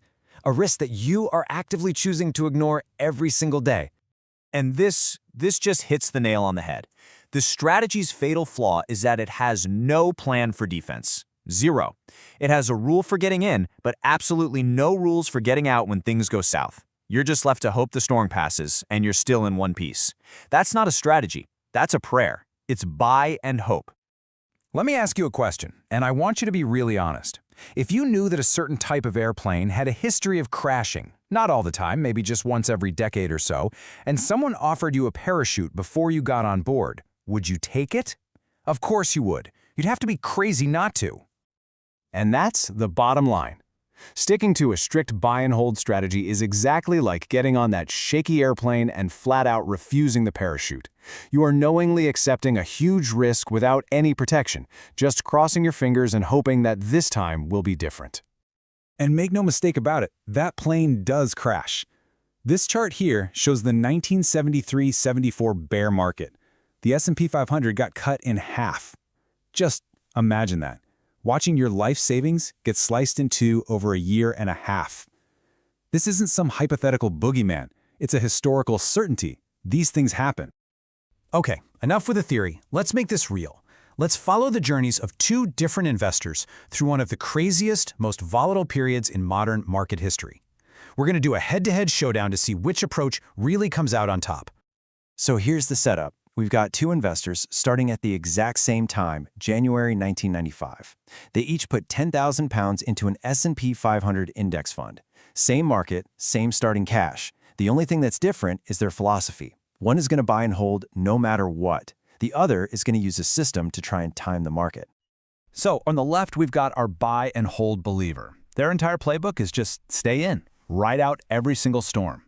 And on the right, we've got our systematic timer. Their approach is totally different. They follow a strict set of rules to get out when a big storm looks like it's coming, to protect their money. Two investors, one wild ride ahead. All right, so the bell rings and they're off. Let's see exactly how this plays out. And remember, this isn't just about the final numbers. It's about the emotional roller coaster, the sleepless nights, and the journey it took to get there. So here's our battlefield, the time period we're looking at. We start in 95, we ride that insane dot-com wave all the way to the peak in 2000. Then we endure the absolutely brutal crash to the bottom in 2002. And then we watch the slow, grinding recovery back to new highs by 2007. It's really the perfect stress test for any strategy. And for the first 5 years, man, our buy and hold believer was on top of the world. The market was just a rocket ship. That initial 10 grand exploded into 33,000 pounds. A 230% gain? They must have felt like an absolute genius. This is the best of times for the buy and hold strategy. But then came the worst of times, the dot-com bubble burst. And that 33,000-pound portfolio was just decimated. It fell all the way back down to 17 grand. Can you even imagine the gut-wrenching stress of that? Watching years of your hard-earned gains just evaporate into thin air? That right there is the price you pay for not having an exit plan. So, what was our systematic timer doing during all this chaos? Something completely different. Their system flashed a sell signal near the top, so they sold. They locked in a huge 178% profit, and they moved all of their cash into a safe savings account. They literally slept soundly through the entire market crash, didn't lose a penny, and just waited patiently for the signal to get back in. And here we are, the final scorecard. After 12 long years, the buy and hold believer turned their 10,000 pounds into 33,260 pounds. That's a 230% gain. Hey, not too shabby. But our systematic timer? By dodging that massive crash and getting back in from a position of strength, they turned their 10,000 pounds into 45,000 pounds, a staggering 350% gain. It's not even close. I mean, this bar chart just makes the difference crystal clear. This isn't a small gap, it's a monumental outperformance. The timer ended up with way more money, and, maybe more importantly, they did it with a heck of a lot less stress. That is the incredible power of having a plan to manage your risk. So, what's the big lesson here? It really comes down to a fundamental difference in how you think about investing. It's not just about two different techniques, it's about two completely different philosophies. We've all heard this old saying, right? It's like the golden rule of investing. But here's the problem. A buy and hold strategy, by its very nature, forces you to break this rule. You get to run your profits, sure, but you are also forced to run your losses, sometimes all the way down to the bottom. The systematic timer, on the other hand, lives and breathes by this rule. So what's the real advantage of having that parachute, that exit plan? Well, it's huge. It protects your money from those devastating hits. It lets you sleep at night when the market is going crazy. And, this part is crucial, it keeps your powder dry. It keeps your capital safe and ready, so you can put a much bigger pile of money to work when the next great opportunity finally comes along. So I'll just leave you with this final question to think about. Every single investment strategy out there is designed to make money. That's the easy part. That's offense. But the real question you have to ask yourself is this. Does your strategy also have a defense? Is it designed to protect you from losing it all when, and I mean when, not if, the next big storm hits? Something to think about. You ever have a great plan, right? A solid, time-tested investment system, something you know should work, but somehow it still fails? Well, I'll tell you, the answer is almost never the system. It's the person running it. I mean, we've all been there, that moment of intense pressure where your logical plan just, poof, evaporates. Okay, so let's dive right into this. We're going to figure out exactly why that happens, and even more important, what we can actually do about it. Systems work. It's people that don't. You know, this quote from Steve Sheen, it really hits the nail on the head. This is the fundamental truth we're digging into here. It just perfectly frames that central conflict, doesn't it? It's the battle between a logical, data-driven system and, well, us, our own very human, often emotional, and let's be honest, sometimes undisciplined nature. So, just to make sure we're all on the same page here, what is systematic investing? Well, think of it like building a fortress of rules. And its only purpose, really, is to protect your portfolio from your own worst instincts. The entire point is to have this battle-tested plan that you can follow no matter what, especially when the market gets crazy and your gut starts screaming at you to do something, anything different. All right, here's the game plan for this explainer. First up, we're going to look at that core conflict, man versus the machine. Then we'll break down the 3 biggest psychological traps that trip investors up: fearful hesitation, eager anticipation, and those pesky armchair experts. And finally, we'll get to the good stuff, the keys to it all: patience and discipline. Okay, section 1. This is all about framing that fundamental challenge. You see, this isn't really about you versus the market. It's about the disciplined, systematic part of your brain versus the emotional, impulsive part. The real battle? It's happening right inside your own head. Look, at the end of the day, we're all human, right? We come packaged with all these quirks and emotions. But here's the thing. When you're operating a system, those aren't features, they're bugs. Indiscipline, guesswork, relying on a gut feeling when the pressure is on, those are the very things a system is built to get rid of. And keeping them out of your decision-making, that's totally non-negotiable. And let's be crystal clear about the stakes here. Failing to follow the rules isn't just a small slip-up. It's a completely illogical act that messes with a proven approach. And frankly, it's extremely dangerous to your wealth. All right, let's get into the first big psychological trap. This is where we see how this stuff plays out in the real world. And honestly, this is one of the most common ways investors sabotage themselves. Simple, paralyzing, fearful hesitation. So, picture this. Your system, the one you spent all that time researching and committing to, it flashes a clear buy signal, but you freeze. And that little voice in your head starts whispering, are you sure about this? Maybe I'll just wait a little bit, just to see if it works out. That waiting, that procrastination, it is the cardinal sin of systematic investing. And what happens when you hesitate? What's the result? Well, the market doesn't wait for you. It moves, and it often moves quickly. That perfect entry point your system gave you, it vanishes. And just like that, a major investment opportunity, the kind your system was built to find, is lost. Gone forever. But it gets worse. The damage actually runs much deeper than just a missed opportunity. Because now you're caught in this psychological block. See, to buy in later at a higher price, well, that feels like admitting you failed earlier. It feels like saying, I was wrong, I hesitated. And our ego hates that feeling. So what happens? Instead of making the next rational move, most people just stay on the sidelines, making the first mistake even worse. All because of pride. Okay, on to trap number 2. And this one is kind of the polar opposite of hesitation. It's not born from fear, it's born from overconfidence. This belief that you're smarter than the very system you chose to follow. This is the danger of eager anticipation. So here's the scenario. The market is getting really close to one of your system's trigger points. A signal is about to happen. And you think, you know what? I can beat this. I'm going to jump in right now and get a better price. It feels clever, right? Like you're getting an extra edge. But what you're really doing is second guessing. You're throwing out your rules and you're just gambling. Now, just look at this comparison. On one side, you've got the system's signal. It's based on data, it's unemotional, and it's been tried and tested. Then on the other side, you have your guess. It's based on a feeling, it's emotional, and it's completely unproven. So I have to ask, which one of those would you rather bet your money on? And the risks of acting too early? They are huge. Seriously. You could enter a trade you shouldn't even be in right before the market reverses and bam, you've got a loss.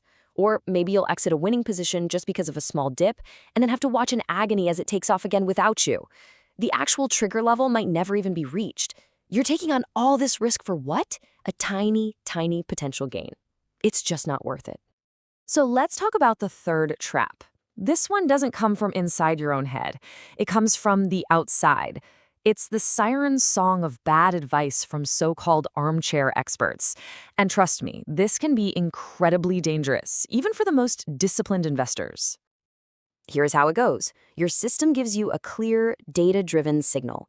But then your friend at a dinner party gives you a hot tip, or you hear some pundit on TV with a really strong opinion that goes completely against what your system is telling you. And just like that, a little seed of doubt gets planted. You start to question your whole strategy, all because of somebody else's noise. Oh, and you know exactly who these armchair investors are, don't you? We all do. You find them down the pub, in the gym, at a dinner party. They're your friends with the hot tips. They're the know-it-alls with these incredibly strong opinions. They'll tell you exactly what to do with your money, but when you ask to see their portfolio, well, that's another story. So here's some blunt advice, but it is absolutely critical. Unless the people offering you their wisdom can prove that they're among the successful elite, you need to put your hands over your ears. You have to ignore them. Their opinion is worse than useless. It's dangerous to your wealth. Okay, so we've looked at the traps. We've seen how our own psychology can be our biggest enemy. So now let's talk about the keys to success. How do you actually follow the system? Well, it really boils down to 2 simple things: patience and discipline. Simple to say, not always so easy to do. And here's something you really need to let sink in. A proven system has performed well, probably for decades, without any of your help. It doesn't need your interference now. Your job isn't to tweak it or second-guess it. Your job is just to follow it. And this right here, this is the whole game. It's a 4-step cycle, a dance between patience and discipline. Step 1, patience. You wait for the system to generate a signal. Step 2, discipline. You act on that signal without hesitation. Step 3, patience again. You hold on to the position just like the system tells you to. And step 4, discipline again. You act on the exit signal, whether it's for a profit or for a loss. That's it. That's the formula. Which brings us right back to where we started, doesn't it? Good systems do not fail, only the people who operate them. This is the ultimate takeaway. A good system is a powerful tool, but the weak link in the chain, well, it's always the person operating it. Success or failure is squarely on you. So, I want to leave you with this final question. Let's just assume your system is proven. That part's done. The real question is much more personal. The question is, are you disciplined enough to follow it? You know, I'm 45 now, and if there's one thing I've learned, sometimes the hard way, it's that some of the most important things in life are completely counterintuitive. And investing? Well, that's probably at the top of the list.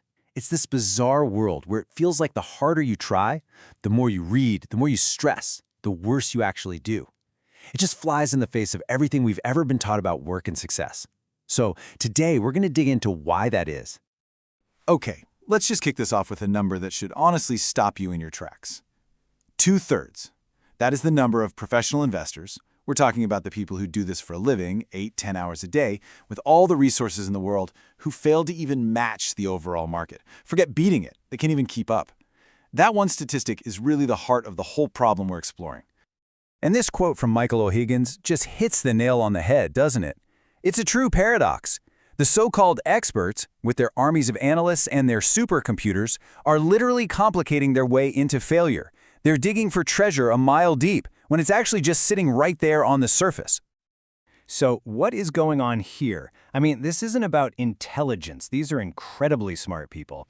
It's all about the approach. So let's break down this professional's paradox and really see why the very people we pay to win the game end up losing it so often. Here's a core human bias that's at play. Think about it. When something really matters to us, like our health, our relationships, or our life savings, our gut instinct is to make the solution more complex.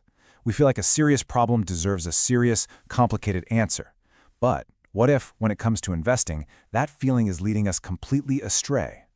I mean, just look at the arsenal they bring to this fight every day. They've got every tool you can imagine. We're talking expensive, exclusive research reports, in-house economists making grand predictions, sophisticated models running on supercomputers, the whole shebang. And yet, like we just saw, all of this firepower doesn't actually translate to better results. It's like they built the world's most advanced rear-view mirror. It can tell you exactly what happened yesterday, but it's totally useless for seeing the road ahead.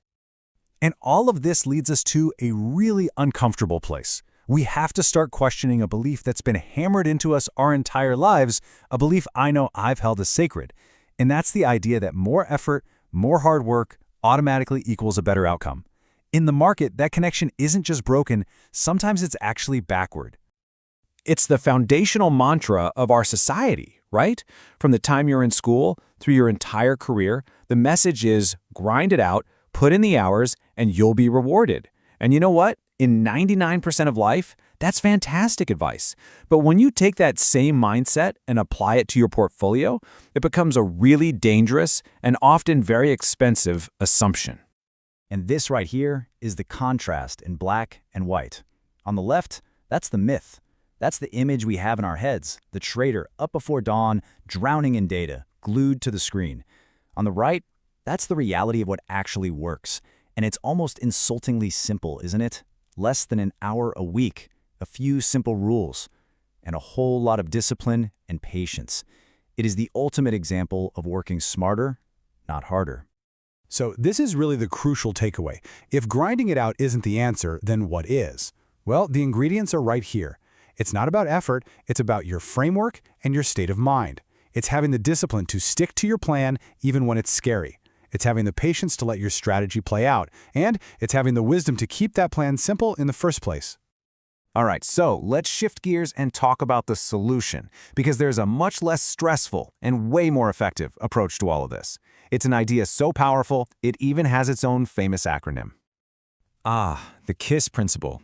Keep it simple, stupid. It's not just a cute saying, it's a profound design philosophy that works for engineering, for software, and it turns out it applies perfectly to investing. The greatest investors in the world, the ones who have stood the test of time, live by this rule. They actively fight against unnecessary complexity. In fact, you can boil down all the chaos and noise of the financial markets into just these 3 simple actions. That's it. Number 1, decide. Are you in the market or are you on the sidelines? Number 2, if you're right and the market is going your way, your job is to sit on your hands and let those profits grow. And number 3, probably the most important of all, if you're wrong, you get out. You cut the loss quickly and you move on. That is the entire game. Everything else is just noise. And here's the best part. The goal isn't to find some perfect, magical system that predicts every little wiggle. The goal is much, much easier. It's just to have any decent system that forces you to stay on the right side of the big, major, long-term trends. If you can just do that, you're already playing in the big leagues and will likely outperform most of the competition. Okay, but does this simpler is better idea actually hold up in the real world? I mean, it sounds good, but what happens when you really put it under the microscope? Well, let's look at a pretty amazing experiment a hedge fund ran to find out. So, back in the 90s, a hedge fund decided to go on a quest to build the perfect trading system. They hired the smartest people they could find, these quantitative geniuses, gave them the best computers money could buy, and basically said, test everything. Build us the ultimate money-making machine. And I mean, they threw the entire kitchen sink at this thing. Every piece of market jargon you've ever heard of, they tested it. Elliott wave, Fibonacci, MACD, RSI, complex statistical models, you name it, they plugged it in. They were absolutely determined to find the perfect combination of these complex signals. And after all that time, all that computing power, all that brain power, what did they discover? What was the magic number of rules in the ultimate system? 100? 50? Nope. The absolute sweet spot, the point of maximum profitability, was a system that had just 2 to 4 rules. That's it. Anything more complex than that, and their performance actually started to get worse. And this quote from their research just says it all. Every time they tried to be clever, every time they added a new rule to try and sidestep a potential loss, it ended up costing them money in the long run. Why? Because that same rule that saved them from a small loss also made them miss out on a massive gain down the road. Trying to be perfect was perfectly unprofitable. And this confirms the finding perfectly. The pros have a term for this. It's called over-optimizing. It means you've built a beautiful, complex system that would have been absolutely perfect for winning last year's market. But here's the problem. The future is never exactly like the past. And that's when those intricate models shatter, while the simple, robust ones just keep on chugging along. So, what does this all mean for you? For the regular person just trying to build a nest egg and secure their future? It means we need to completely redefine what our job as an investor actually is. This right here is the key. Your number one goal is not to be clever. It's not to outsmart Wall Street. Your real job is to simply have a method, a simple set of rules that ensures you are on board for every major bull market. Because the truth is, missing just one of those big, multi-year upward trends can be the difference between a comfortable retirement and, well, not. So let the experts and the commentators on TV argue about their complicated theories and their fancy models. You don't have to play that game. Your focus should be on something much more practical, just making money over the long term. You don't need to win an intellectual debate with the market, you just need a simple process that works. Which, of course, brings us to one of the most legendary stories in the history of investing. It's a real-life experiment that took a group of absolute beginners, gave them a simple set of rules, and turned them into multi-millionaire traders. It's the ultimate proof of this entire concept. Which leads to the obvious question. Just who are the turtles? All right, today we are diving into one of the most incredible true stories in the entire world of finance. Seriously, it's this amazing tale about a legendary bet, a secret experiment, and, get this, a group of total amateurs who were just handed millions of dollars to see if they could actually beat the market. You know, remember that classic 80s movie, Trading Places, with Eddie Murphy and Dan Aykroyd, where they swap a street hustler and a wealthy broker's lives all to settle a $1 bet between two rich guys? It's a great movie, but what if I told you that a real-life version of that experiment actually happened? I'm not kidding. And the results of this experiment, well, they would go on to change the world of trading forever. So here's how we're going to walk through this incredible story. We'll start with the legendary bet that kicked the whole thing off. Then we'll look at the great experiment it led to. And you'll meet the very unlikely recruits. From there, we'll see how they became the turtles. We'll get to the stunning results. And finally, we'll talk about what this all means for you. Okay, let's jump right into our first section, the legendary bet. And you have to understand, this was about so much more than just money. This was a battle over one of the oldest questions there is, nature versus nurture. But this time, it was being played out on the high-stakes trading floors of Chicago. So picture this. The scene is Chicago. It's the summer of 1983. You've got two absolute legends of the trading world. They're good friends, they're business partners, and they're locked in their favorite argument, one they've had 1,000 times before. And the question was this: are great traders born with some kind of natural talent, or can that skill actually be taught? So in one corner, you have Richard Dennis. I mean, this guy was a living legend on the trading floor. And he was absolutely certain that trading wasn't some kind of mystical art. He believed it was a science. He was convinced he could teach anyone to be a great trader with a simple set of rules. But in the other corner, his friend Bill Eckhart thought that was just crazy. He said, no way. He argued it's all genetics, it's intuition, that sixth sense that you're either born with or you're not. Well, this friendly disagreement just kept going and going until Richard Dennis decided, you know what, enough talk. Let's settle this once and for all. He decided to put his money, a lot of his money, where his mouth was. And in doing so, he launched what is probably the most famous experiment in the history of trading.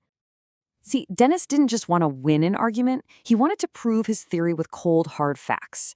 So he proposed this radical experiment. And check out how fast this all moved. In just a few short months, they went from having an argument to placing ads in the paper to training a whole group of complete novices. And then came the part that's just astonishing. He handed each of them up to $2 million of his own money to go and trade with. Can you even imagine that? So you'd think, okay, who are they looking for? Financial geniuses? Wall Street veterans with PhDs? No. Not at all. The ads they placed in the Wall Street Journal and the New York Times were incredibly simple. They weren't looking for MBAs. The only real requirements were a decent grasp of math and an interest in playing games and solving puzzles. And that was the whole point for Dennis. It wasn't about your background, it was about your mindset. So this, of course, brings us to the people who are at the very heart of the story. Who on earth answered these simple ads? Let's meet the unlikely recruits. While over 1,000 people applied, Dennis personally interviewed dozens of them and somehow narrowed that field down to just 13. And this is where the story gets truly wild. The final group was not a who's who of Wall Street. It included an accountant, a couple of professional gamblers, a fantasy game designer, an engineer, an actor, a security guard, and yes, even a professional juggler. I'm not making that up. These weren't insiders, they were the absolute definition of outsiders. So the billion-dollar question is, how do you take a juggler and an actor and turn them into elite financial traders? Well, that brings us to our next chapter, becoming the Turtles. The transformation was a total whirlwind. The chosen few were all flown out to Chicago for an intense 2-week boot camp. The first thing they had to do was sign these 10-year secrecy agreements, and then Dennis finally revealed his system. And it wasn't some ridiculously complex financial theory. It was actually a simple, mechanical trend-following system. Basically, buy markets when they're making new highs, sell markets when they're making new lows, and, this was the most important part, manage your risk ruthlessly. He gave them a clear set of rules for every possible situation. But why the Turtles? Where did that name come from? Well, the story goes that Dennis had just gotten back from a trip to Singapore where he'd visited these turtle farms. And he simply declared, "We're going to grow traders just like they grow turtles in Singapore." The name stuck, and a legend was born. Okay, so this is the moment of truth. They've been trained, they've been given millions of dollars. Did the experiment actually work? Could you really grow traders like turtles in a farm? Let's find out. It's time for the stunning results. So, how did they do? Well, it wasn't just a success. It was an unprecedented, unbelievable success. Over the next 4 years, the Turtles, this group of misfits, went on to earn an average annual compound rate of return of over 80%. 80! Dennis hadn't just won his bet. He had won it in the most spectacular way imaginable. He proved, beyond a shadow of a doubt, that great traders aren't just born. They can be made. You know, even Dennis himself was just blown away by how well it worked. He later admitted, and I'm quoting him here, "Trading was even more teachable than I imagined. In a strange sort of way, it was almost humbling." Just think about that. The guy who created the system was humbled by its success. He knew his system was good, but he hadn't realized just how powerful it could be. And just to make absolutely sure this wasn't some lucky break, that he hadn't just picked a 1 in a million group, he did the whole thing all over again the very next year. A brand new class of 10 students, and the results? They were exactly the same. The system just plain worked time and time again. And the legacy of this experiment is just staggering. The original turtles didn't just make a ton of money for Dennis, they became legends in their own right. Many of them went on to launch their own massively successful fund management firms, becoming titans of the industry themselves. Just try to wrap your head around the long-term impact here. The graduates of this simple 2-week course, the juggler, the actor, the security guard, and the firms they went on to start now manage billions of dollars, with a B. That is the incredible multi-generational impact that came from a single bet. So, what does this amazing story from 40 years ago really mean for us today? Let's wrap it all up with our final section, the legacy of the turtles. Look, don't just take my word for it. Let's hear it from someone who was actually there. Curtis Faith, one of the original turtles, he summed it up perfectly. He said Rich proved that with a simple set of rules, he could take people with little or no trading experience and make them excellent traders. It wasn't magic, it was a system. And that right there, that is the ultimate takeaway. The story of the turtles just demolishes the myth that you need some kind of special, innate genius to succeed in complex fields. This is more than just a piece of financial history. It's proof. It's proof that success can be systematic. It can be learned. And just think about this. Back in the 80s, you had to see an ad in a newspaper and then get flown to Chicago just to get access to this knowledge. Today, those barriers have all but vanished. I mean, if you can operate a computer, get on the internet, and use a basic calculator, you honestly have more resources at your fingertips than the original turtles ever did. So, we'll leave you with this final thought. Richard Dennis and his turtles proved that trading is a skill, not a gift. It's something that can be taught and learned. And that principle applies to so much more than just the financial markets. It applies to almost anything. So the only real question left for you is, what skills will you decide to learn?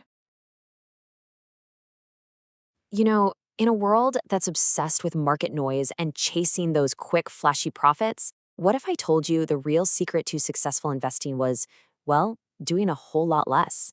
Today, we're going to break down a really disciplined long-term system. It's designed to help you ignore all that chatter and focus only on the market's most powerful, most significant moves.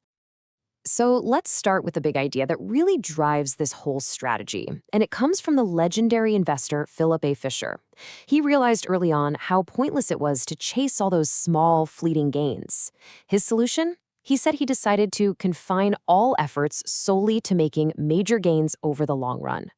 And that right there, that commitment to the big picture, that is the absolute cornerstone of the system we're exploring today.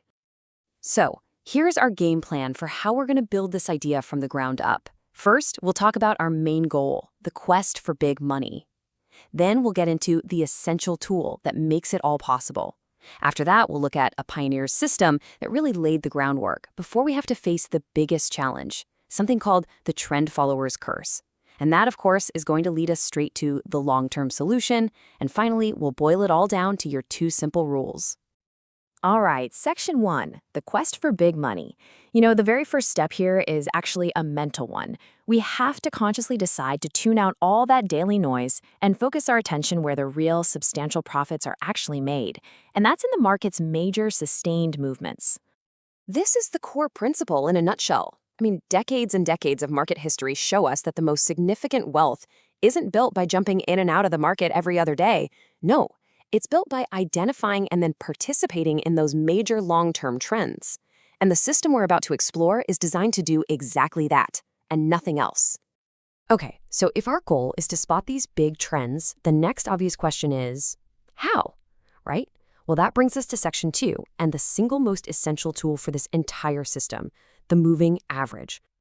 So what in the world is a moving average, or MA for short?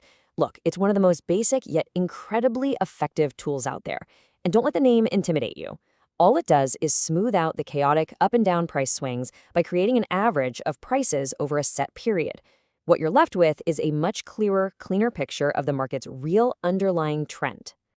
And this is where the magic happens.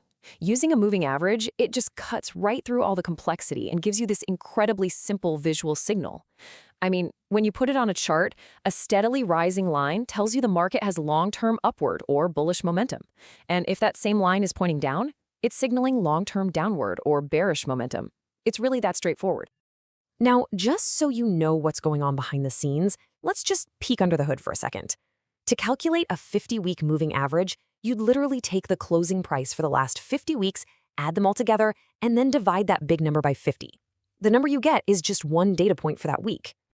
Now, obviously doing that by hand every single week would be an absolute nightmare. The key here is to just understand the concept. You don't need to do the arithmetic. Thankfully, there are countless free charting tools online that'll do all this heavy lifting for us in like a split second. Okay, so this brings us to the history of this whole approach. It didn't just pop out of nowhere. We need to talk about the pioneer whose work was the inspiration for this entire system, a guy named Richard Donchian.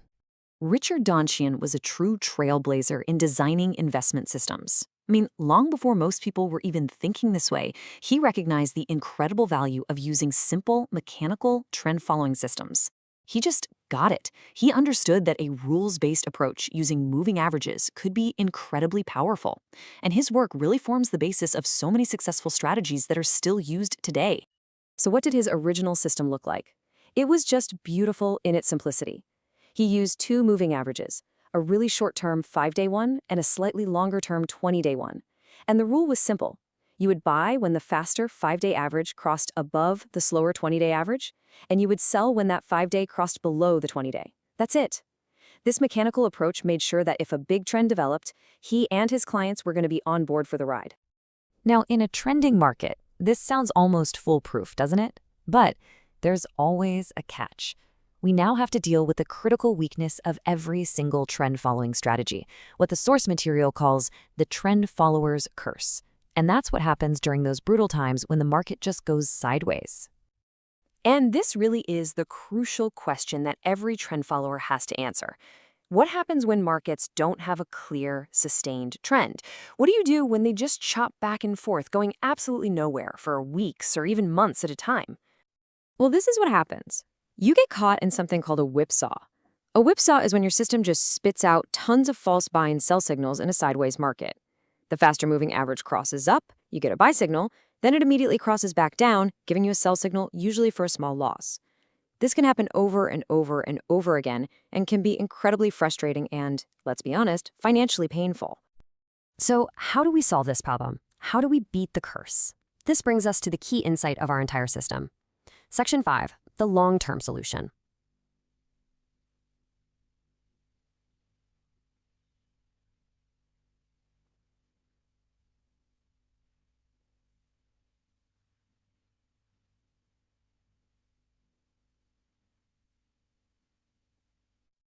And the solution is so simple, it's beautiful.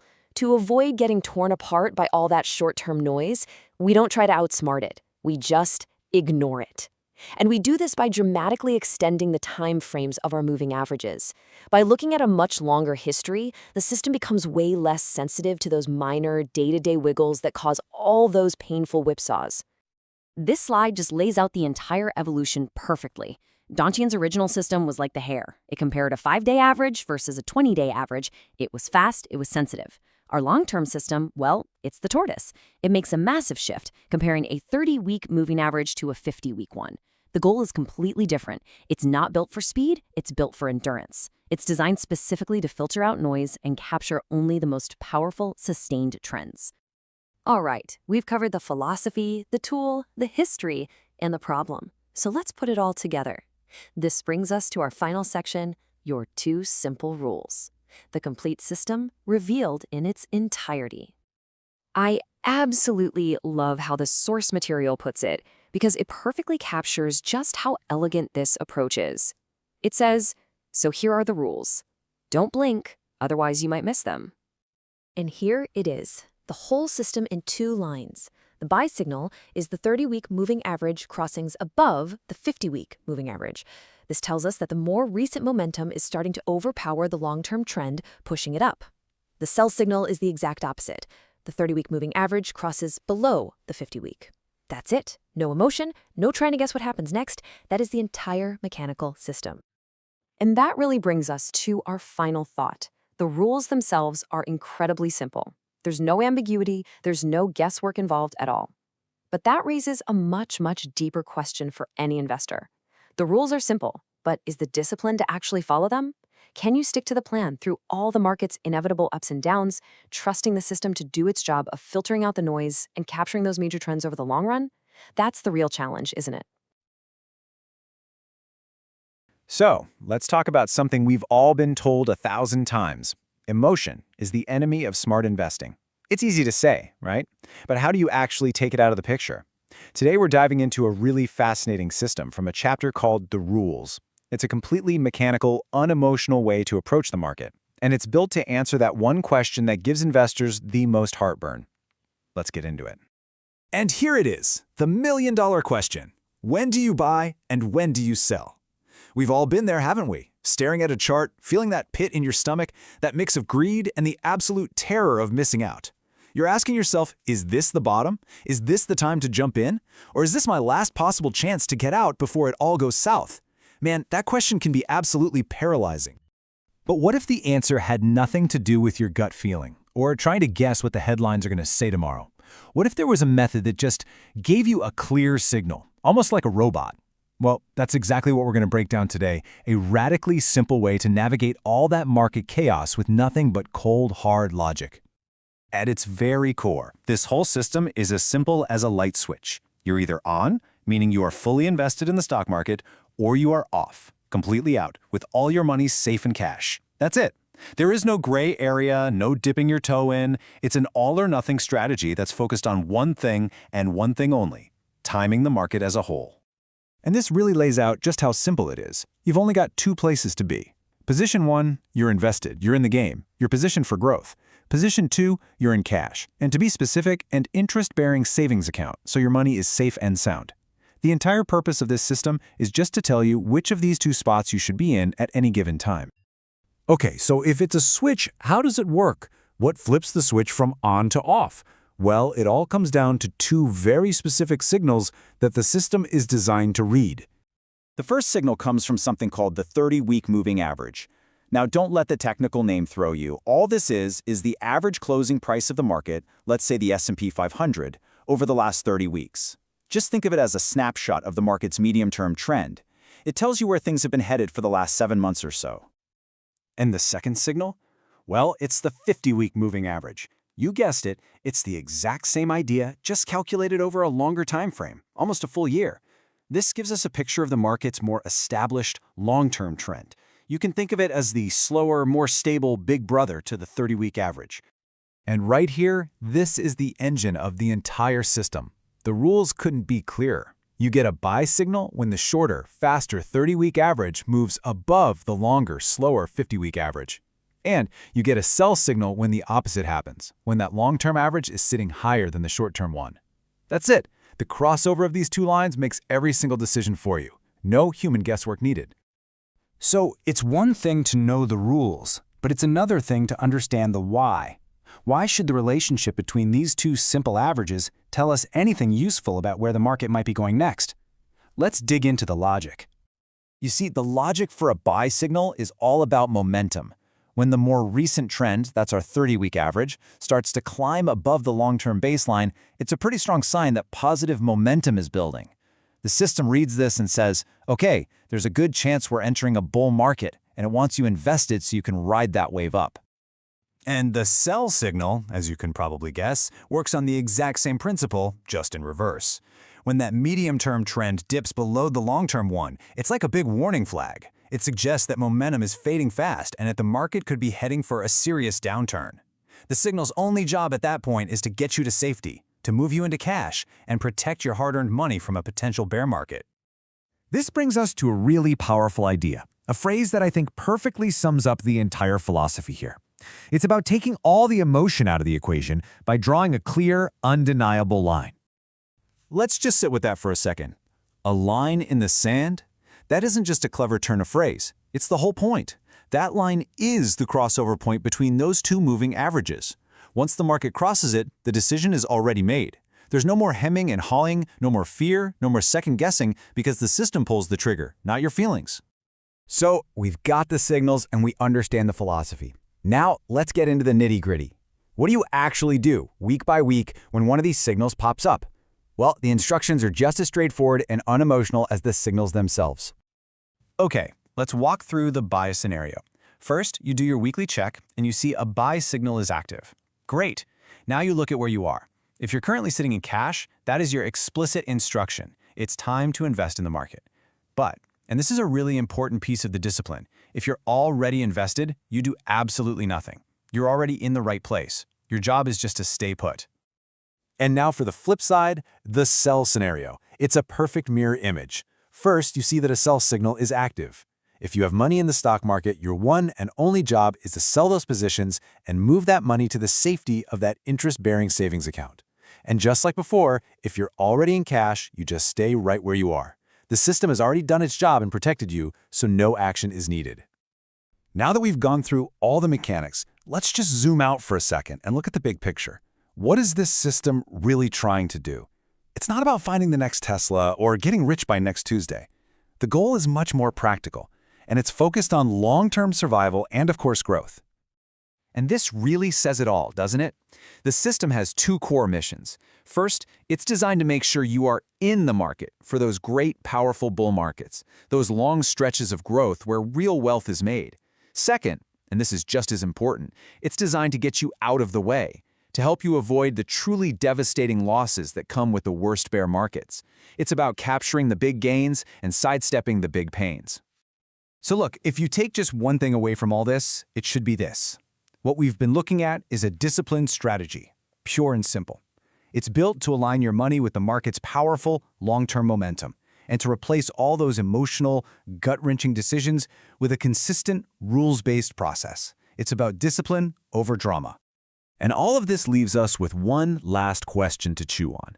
In this world that we live in that's just barraged by breaking news and expert predictions and our own anxieties, is it really possible that a simple, unwavering set of rules could actually be a more powerful tool for an investor than our own complicated emotions? That's definitely something worth thinking about. All right, let's jump right in. Today, we're going to walk through a really straightforward, disciplined system for looking at the stock market. This isn't about hype, it's not about trying to predict the future, it's just a clear, practical guide that's designed to give you a reliable signal with, believe it or not, minimal effort. You know that feeling, right? You look at a financial news channel, you see all the blinking numbers, the charts, the so-called experts all shouting at each other, and you just feel completely swamped. It's almost designed to be overwhelming. But what if there was a way to just filter all that noise out? Well, that's the big promise of the system we're going to break down today. Seriously, imagine this. You can analyze the major world markets from your own computer in about the time it takes to drink a cup of coffee. Just 10 minutes a week. This isn't about gluing yourself to a screen all day. It's about being efficient and using free, accessible tools to make one simple, informed decision. So, here's our game plan. First, we'll cover the simple toolkit you'll need. And trust me, it's simple. Then, we'll learn how to read the one visual that really matters, the bar chart. After that, I'm going to walk you through setting it up step by step. And then we get to the heart of it, how to read the actual buy and sell signals. We'll wrap it all up with a few pro tips to make sure you stick with it. Let's get started. All right, so first things first, let's talk about what you actually need to get this system up and running. I think you're going to be pretty surprised at how basic this is. That's it. That's the whole list. A computer, an internet connection, and a free charting website. No expensive software, no special data subscriptions. This entire approach is built on tools that are available to literally everyone, so there's absolutely nothing stopping you from getting started. You know, this slide really gets at the beauty of using modern tools. In the old days, you would have had to sit down with a newspaper and a piece of graph paper, manually tracking prices and calculating averages. It could take you a whole year just to build up enough data to work with. But today, these websites do all of that heavy lifting for you, giving you instant access to years and years of history. Okay, next up, let's dive into the one and only visual you really need to get comfortable with for this system, the humble bar chart. I know it can look a little intimidating if you're not used to it, but we're going to break it down piece by piece. It's simpler than you think. So, at its heart, what is a bar chart? It's just a story. That's all it is. It's a visual story telling you where a market's price has been over a certain period of time. Every single one of those little marks on the chart is just another chapter in that story. Let's zoom in on just one of these vertical bars. It actually packs in 4 key pieces of information. The very top of that line, that's the highest price for the period. The very bottom is the lowest price. And then you have these 2 little ticks. The one on the left is the price where it opened, and the tick on the right, that's the all-important closing price. Now, while it's good to know what those bars mean, here's the secret. For this system, they aren't our main focus. All of our attention, 100% of it, is going to be on these 2 lines that are kind of weaving their way through the price bars.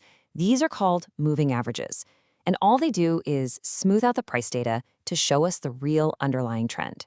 It's how these 2 lines interact with each other that gives us everything we need. All right, now for the practical part. Let's roll up our sleeves. I'm going to walk you through, click by click, exactly how to set up your own chart on a free website so you can do this analysis yourself. It's a really simple process, and I promise after you've done it once or twice, it'll just become second nature. First step, you're going to head to a free charting site. Futuresource.com is a great example. Once you're there, just find their charts page and then look for a menu to choose a contract. From there, you can pick any major index you want to track, like the S&P 500 in the US or the FTSE 100 in the UK. So once you've done that, your screen should look something like this.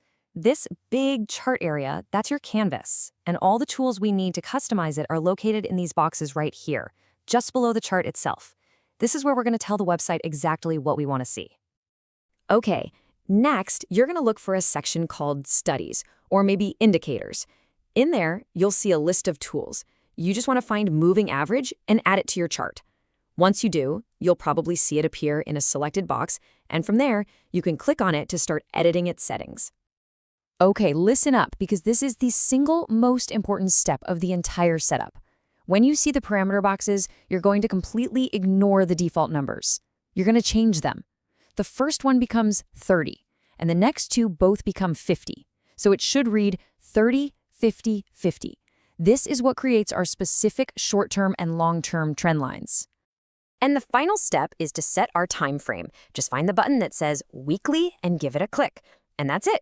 The site will now draw the exact chart we need with our custom 30-week and 50-week moving averages plotted and ready for us to analyze.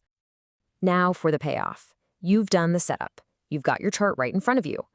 So how do you actually use it to make a decision? This is where the real elegance and, frankly, the beautiful simplicity of the system comes into play. The rules are just incredibly simple. You only need to look at the far right-hand side of the chart, the most recent data. If the faster 30-week line is above the slower 50-week line, it means the short-term trend is stronger. That's our buy signal. If it's the other way around, if the 50-week line is on top, it means the longer-term trend is weakening. That's our sell signal. That is the entire analysis. Here's a perfect example of a buy signal in action. Just look at the very end of the chart on the right. You can see, clear as day, that the 30-week line has crossed above the 50-week line. So according to our very simple rules, this market is on a buy signal. It's a simple, visual, and totally objective confirmation. So you've got the system, but knowing the rules and actually applying them with discipline, well, those are 2 very different things. Let's go over a few final tips from the source material to make sure you use this system effectively and consistently. Okay, 3 crucial pieces of advice here. First, be efficient. Once you get the hang of this, you should be able to check 4 or 5 different markets in under 10 minutes. Easy. Second, and this is non-negotiable, you only do your analysis on the weekend, Saturday or Sunday. Why? Because you have to wait for the weekly candle to officially close on Friday to get a final, accurate signal. And third, be disciplined. This system only works if you follow it consistently, week in and week out, without letting your emotions or the daily news cycle get in the way. And this quote, well, it just sums the whole thing up perfectly, doesn't it? The entire philosophy here is to get to a place of clarity, to have a sound analytical reason for your decision, but with minimal focused effort. It's really all about working smarter, not harder. So, I'll just leave you with this final thought. The system, the chart, it will always give you an objective signal. It's either a buy or it's a sell. It doesn't have feelings, it doesn't get scared, it doesn't get greedy. The real work, the true challenge, isn't in reading the chart. It's having the discipline to actually listen to what the chart is telling you and to follow through. Something to think about. Thanks for your time. We all hear that long-term investing is the key to building real wealth. But let's be honest, it's not as simple as just stashing your money somewhere and crossing your fingers. So today, we're going to break down the 3 fundamental risks that can totally derail your financial goals. And, more importantly, we're going to lay out a clear, disciplined strategy to manage them. Okay, let's dive right in. So, here's the game plan. We'll kick things off with the big problem every single investor faces. Then, we'll identify the 3 major risks that are always standing in our way. After that, we'll get into the solution, the power of the market index, and turn that into a super simple 2-mode strategy. We'll finish up with what is, without a doubt, the single most important part of your success. All right, let's start with the big one, what I call the allocation question. This is really the fundamental challenge that every single person with savings has to deal with.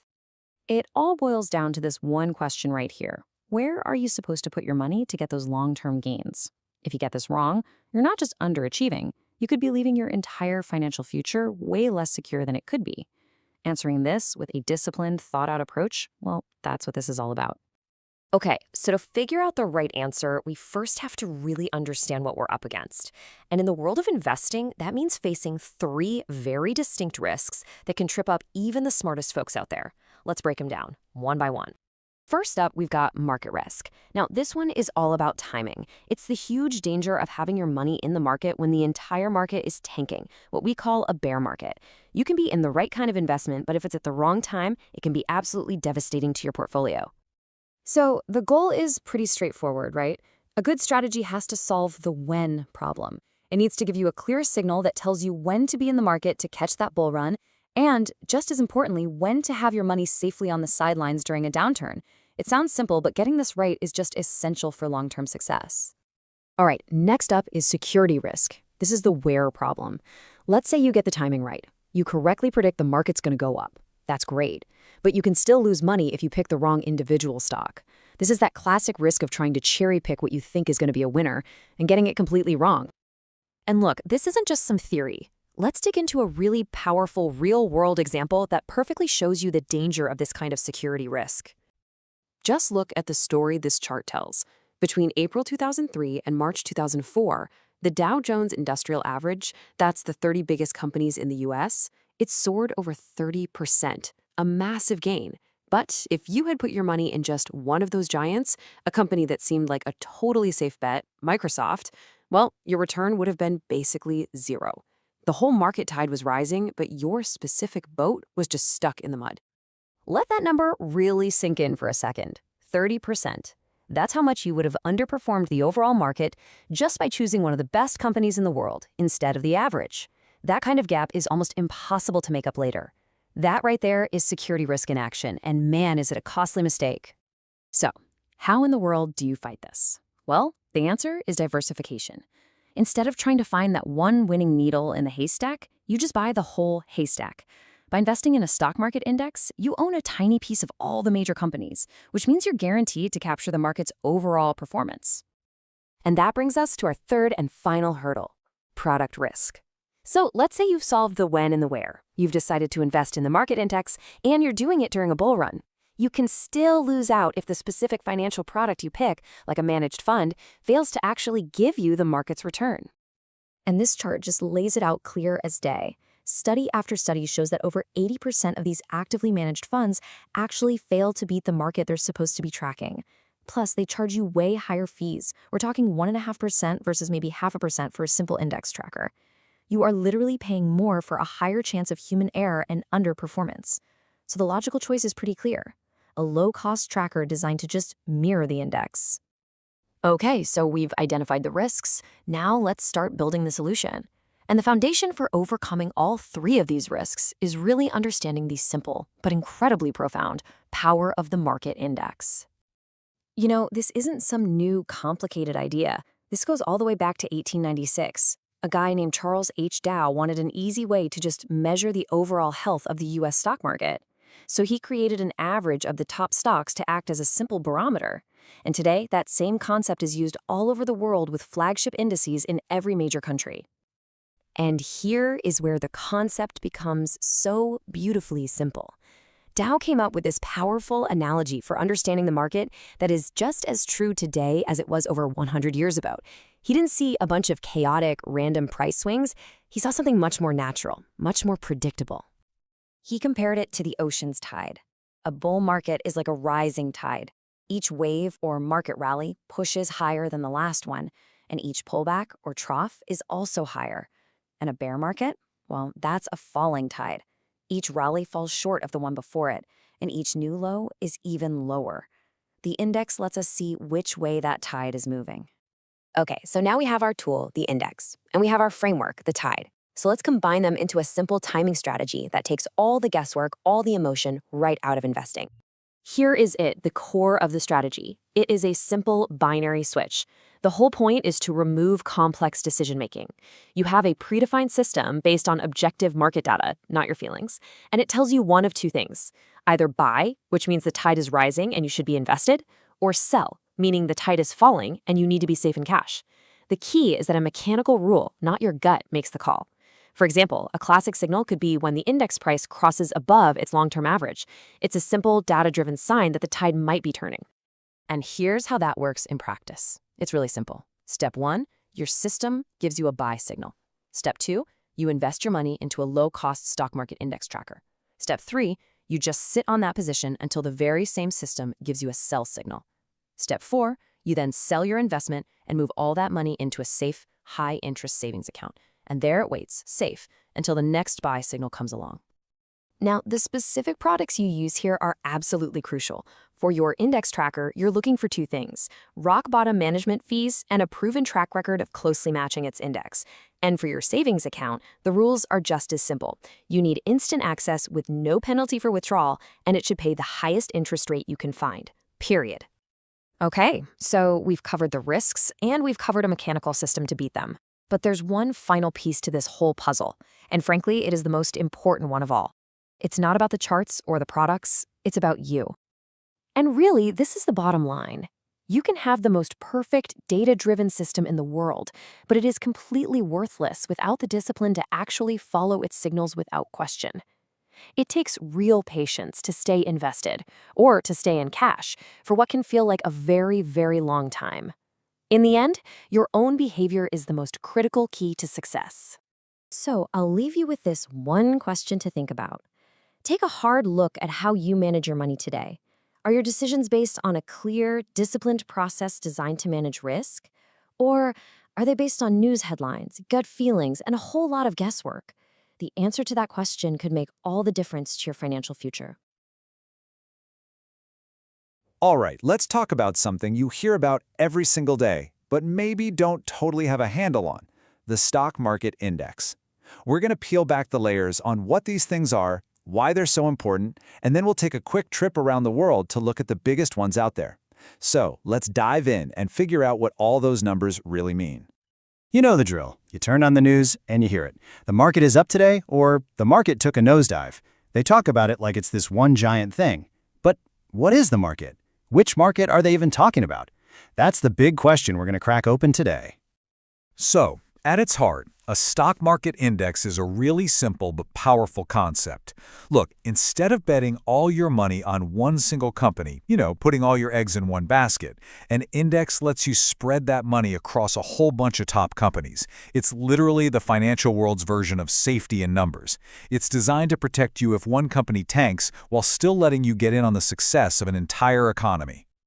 So here's our game plan. First, we'll decode the language. Then we'll check out the heavyweights: America's top 3, Europe's finest, and Asia's economic powerhouses. Then we'll wrap it all up, giving you a sort of global dashboard to see how it all connects. Okay, let's start with the basics. Why should you even care about these indices? Well, they solve a massive problem for anyone who wants to invest their money. How do you grow your wealth without taking on a crazy amount of risk? The magic really comes down to these 3 things. First, an index spreads your risk. We call that diversification. It means if one company in that group has a horrible year, it doesn't destroy your whole investment, because the others help balance it out. And that lets you focus on the big picture, right? Which is to profit from the overall success of a country's top businesses over the long haul. All right, let's get into the names you've definitely heard before. We're going to start in the US, which is home to the most famous and influential stock market indices on the entire planet. Okay, this slide right here clears up so much confusion. On one hand, you have the S&P 500. This is the big one, the broad benchmark. It tracks 500 of the biggest U.S. companies. Most pros will tell you this is the real pulse of the U.S. market. Then you have the Dow. It's probably more famous, but it only tracks 30 companies, and a key difference is how they're calculated. The S&P is weighted by the size of the company, which makes a lot of sense. The Dow is weighted by stock price, which is an older way of doing things. Oh, and don't get hung up on the industrial part of its name. That's just leftover from history. And speaking of history, the Dow story is pretty amazing. I mean, it started way back in 1896 with just 12 companies. Can you imagine? Then it grew to 20 in 1916 and finally hit its current number of 30 back in 1928. It's a living piece of financial history, really. And the third big player in America is the NASDAQ 100. This one tracks 100 of the biggest companies on the NASDAQ exchange, but, and this is important, it leaves out financial companies like banks. That gives it this huge focus on innovation and technology. It's basically become the go-to report card for the entire tech sector. Okay, time to hop across the pond. Europe has its own lineup of powerhouse indices, and each one gives you a really clear snapshot of its country's economy. So here are the main players. In the UK, you've got the FTSE 100, they call it the FTSE. In Germany, it's the DAX 30, and in France, the CAC 40. Each one has its own little personality. The DAX, for example, is cool because it actually includes dividends in its final number. And the CAC 40 in France is super international. Something like 45% of it is owned by foreign investors. Let's just zoom in on that German DAX for a moment. It's often called an exporters index. And why is that? Well, just think about the companies in it. BMW, Volkswagen, Mercedes, these are global giants. Their success isn't just about how many cars they sell in Germany. It's about how many they sell all over the world, in places like China and the US. So the DAX really reflects Germany's strength as a global exporter. And now our world tour takes us to Asia, home to some of the most exciting and fast-moving markets on the planet. When you talk about the Japanese market, you're talking about the Nikkei 225. It tracks 225 of Japan's biggest companies. And listen, you might not know the name Nikkei, but I absolutely guarantee you know the companies that are in it. I mean, just look at this list. Sony, Honda, Toyota, Nikon, Canon. These aren't just Japanese companies, they're global brands. You probably have products from half these companies in your house right now. Their success around the world is what makes the Nikkei such a vital sign for the global economy. Okay, next stop, Hong Kong, and its main index, the Hang Seng. Now, it's a smaller index with just 39 companies, but don't let that number fool you. Its influence is absolutely massive, and for one very important reason. The Hang Seng's biggest role today is that it acts as a China proxy. See, it can be really tricky for investors outside of China to invest directly in mainland Chinese companies. But since so many of China's huge corporations are listed on the Hong Kong exchange, investors all over the world use the Hang Seng as a gateway, a way to get a piece of China's incredible economic growth. So, we've gone from New York to London to Tokyo and Hong Kong. After this whirlwind tour, what's the big picture? How do all these different pieces fit together? Let's just boil it down to the key things to remember. First, indices give you that safety in numbers, that crucial diversification. Second, you can think of each one as a barometer for its own country's economic health. Third, they track the biggest and most important companies in the world. And finally, when you look at them all together, they give you this incredible window into the flow of global business. You know, in the end, these groups of stocks, the Dow, the DAX, the Nikkei, they are so much more than just numbers flashing on a screen.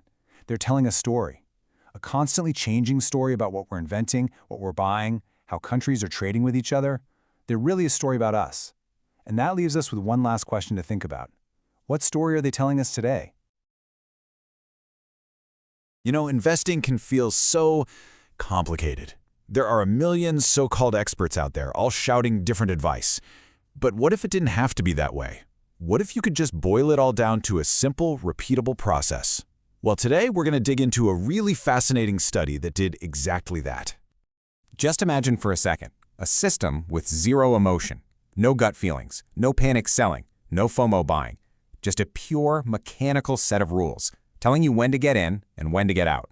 This isn't some fantasy either. We are going to walk through the actual, real-world results of a system like this applied to the S&P 500 for an incredible 56 years. All right, let's get into it. So, here's the plan. First, we'll break down the simple rules of what we're calling the system. Then, we're going to jump in a time machine and see how it did in the early days, how it handled those really tough sideways markets.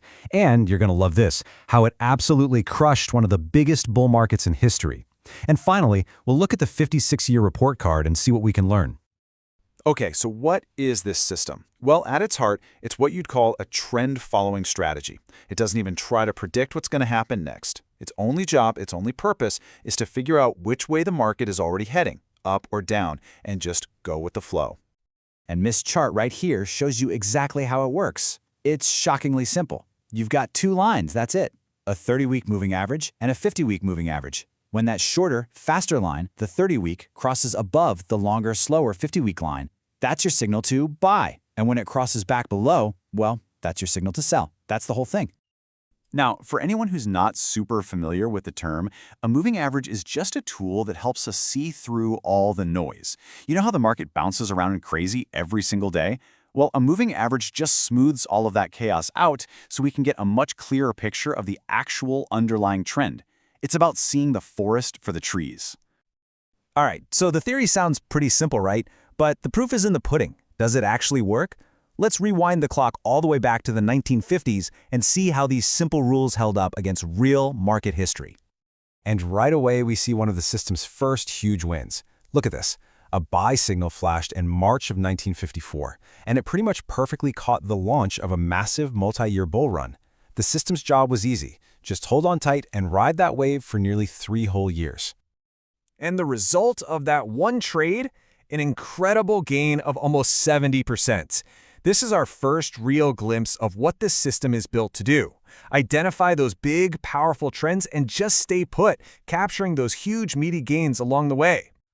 But, and this is really important, no system is a magic bullet.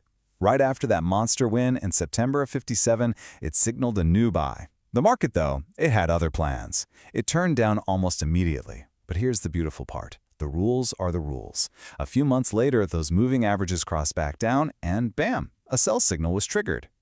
The result? A loss of just under 10%. Now, nobody likes losing money, but think about what happened here. That mechanical sell signal got the system out of the market before a small, manageable loss could turn into a catastrophic one. It's all about protecting your capital. Now, every single trend-following system has an Achilles heel, a kryptonite. And this one is no different. So let's talk about the system's biggest weakness. Those frustrating markets that just go nowhere. Those sideways, choppy periods with no clear trend at all. This slide shows the two worlds perfectly. On the left, you've got this beautiful, long, steady trend. The system gets in, rides it for a huge profit, and gets out. That's its happy place. But then look at the right. That is a messy, directionless, ugly market. And this is where the system gets what traders call whipsawed. It gets a buy signal, then the market drops. It gets a sell signal, then the market pops. It's a recipe for a string of small, annoying losses. In the late 60s and pretty much all of the 70s were full of these kinds of markets, which led to a series of trades that looked just like this. You see a small win, then a small loss. A tiny win, then a slightly bigger loss. The key thing to understand here is that during these times, the goal isn't to get rich. The goal is to play defense and just survive with your money intact, so you're ready when the next big trend finally shows up. And that tees up our next section perfectly. Because after all those years of just treading water, the system was about to face the mother of all trends, the historic, insane tech boom of the 1990s. This was going to be the ultimate test of its mettle. Just let that sink in for a minute. One single trade for 6 full years. Can you imagine the discipline required to hold a position for that long? No fiddling with it, no second guessing, just trusting the lines on the chart while the market went on one of the most unbelievable runs we've ever seen. And here it is in all its glory. January 1995, the 30-week crosses above the 50-week and the system says buy. And for the next 6 years, through all the noise, all the news, all the ups and downs, that buy signal stayed on. The system just stayed long, year after year after year, until finally, in January of 2001, well after the bubble had already burst, it finally gave the signal to sell. The profit from that one single position was a mind-blowing 178%. This trade right here is the ultimate proof of concept for the whole philosophy. The system was designed to endure those small, frustrating losses in choppy markets for one reason, so it could be fully invested and ready to capture a historic, life-altering gain just like this one. So we've seen the good, the bad, and the incredible. But what does it all look like when you put it together? Let's zoom all the way out and look at the final numbers over the entire 56-year period. The final stats here tell a really powerful story. Over 56 years, the system only made 21 trades in total. That's less than one trade every 2 years. Talk about patience. We saw the largest gain was massive, while the largest loss was kept to less than 10%. But the real magic is in those last two numbers, the averages. First off, let's look at the win rate. The system made money on over 71% of its trades. Now that's pretty darn good. But it also means it lost money almost 30% of the time. This just proves that you don't have to be right all the time. In fact, how often you win is way less important than how you win and how you lose. And this, right here, this is the whole game. This is the secret sauce. The average winning trade was a gain of almost 35%, but the average losing trade? Just a little over 5%. That means its winners were more than 6 times bigger than its losers. It's the classic trading wisdom brought to life. Cut your losers short and let your winners run. This quote from the original study just sums it all up perfectly. This was never about getting rich quick. It's a long-term strategy that's built to do two things really, really well. Catch the big wave when a bull market comes along and get you to the sidelines to protect your money when a nasty bear market shows up. And that kind of leaves us with one final question to chew on. In today's world of crypto and meme stocks and 24/7 news cycles, does an approach this slow, this patient, this disciplined still make sense? Well, this 56-year history seems to suggest that maybe, just maybe, focusing on the long-term trend is a timeless idea. Thanks for joining me. When someone says the 1987 stock market crash, what's the first thing that pops into your head? Probably words like panic, disaster, a total financial meltdown. It's an event that's absolutely seared into market history. But today, we're going to look past those scary headlines and uncover a pretty surprising story of survival. And, maybe more importantly, perspective. So let's dig in and peel back the layers on one of finance's most infamous moments. So let's start with the numbers, and wow, they are just jaw-dropping.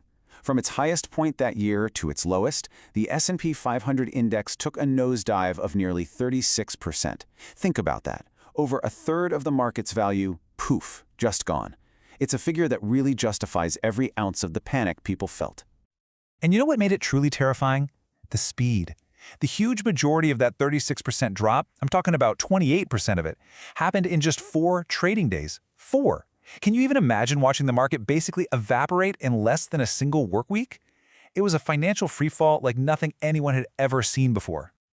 Okay, so here's our game plan for today. We're going to start right in the middle of the chaos, the crash itself. Then we'll pull the camera back and put the whole year into context, which, believe me, changes things. That leads us to a really fascinating case study. We're going to put a disciplined investment philosophy to the ultimate test, see how it actually rode out that storm. And then finally, we'll talk about the powerful long-term lessons from all this that are just as important today as they were back then. All right, let's dive right in. Section 1, the crash of '87. It's time to step back into what was really the perfect storm of financial panic. That week in October, man, it became the stuff of legend. The day itself, October 19th, got a name that stuck, Black Monday. And this wasn't just some downturn, It was a sudden, violent collapse that really shook the foundations of the entire financial world and tested the nerve of every single person with money in the market. Now for Section 2. Because here's the thing, that dramatic snapshot of just a few chaotic days, it really doesn't tell the whole story of 1987. To get what really happened, we have to zoom out and look at the bigger picture for the entire year. So you gotta ask, right? Looking back, was 1987 just a complete and utter disaster for investors? I mean, based on everything we've just talked about, you'd think absolutely total loss.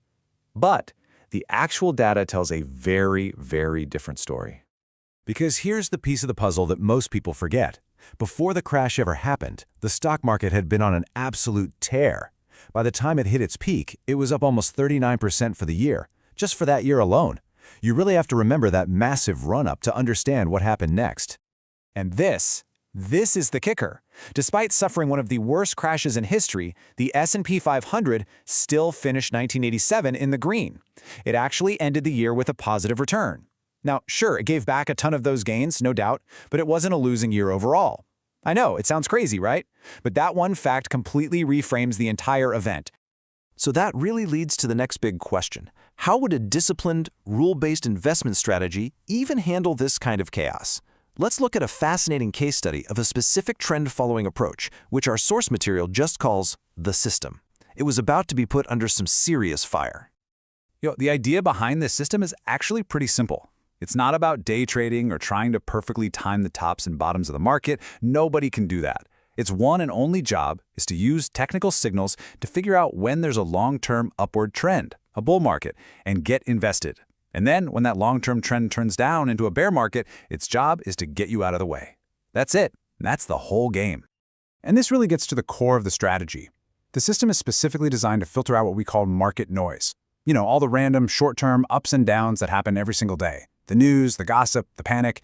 It's supposed to ignore all of that. Instead, its rules force it to focus only on the big, primary, long-term trends. That's the signal it's looking for.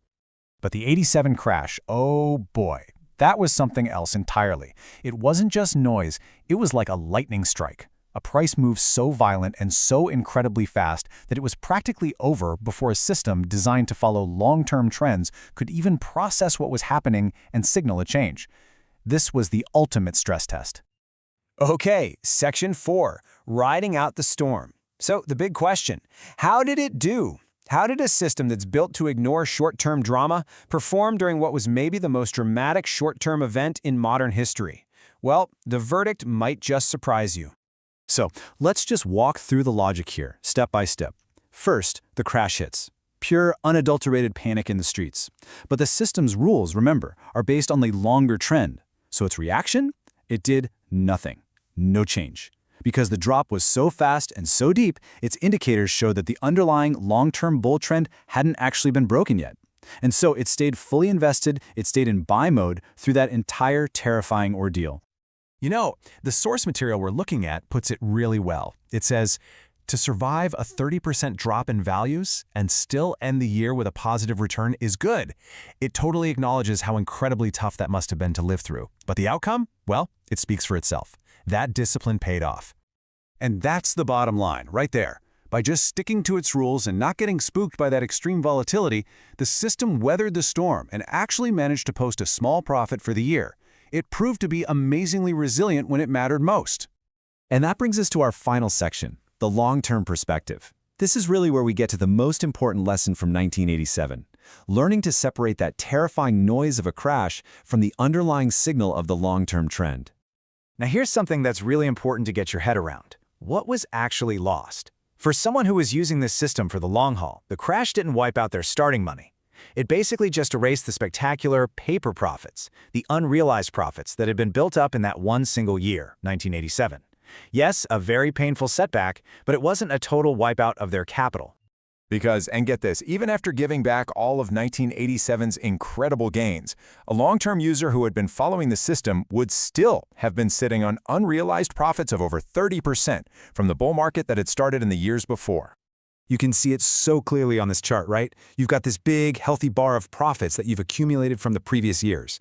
Then the crash comes along, that's the negative bar, and takes a big bite out of it. But look at what's left over. It's still a very substantial block of remaining profits. The long-term trend got a serious dent, for sure, but it wasn't broken. And that really leaves us with this final thought to chew on. The story of 1987 is such a powerful lesson in perspective. It really forces us to ask ourselves, how often does our fear, our very natural human fear, of that sudden short-term volatility, all that market noise, how often does it blind us to the much more important and usually more profitable long-term trend? You know that feeling when you look at the stock market and it just seems complicated? Like it's a world for experts only. But then you also have that thought in the back of your mind that your savings account just isn't going to get you where you want to go. Well, if that sounds familiar, you're in exactly the right place. We're about to break down a disciplined, really straightforward way to invest that's all about long-term growth. And let's just kick things off with this core truth from Harvey Jones. If you want to build a truly significant amount of money, the kind that lets you retire comfortably, takes care of your family, gives you real freedom, well, just letting your cash sit in a bank is not going to cut it. To really build wealth, your money has to get to work. And the main place it does that is in the market. And that right there is the million-dollar question, isn't it? How do you get in the game without feeling like you're just gambling? Is there actually a way to use the market's power that's simple, that's easy to manage, and most importantly, that has safety built right into its DNA? Well, the answer is a definite yes.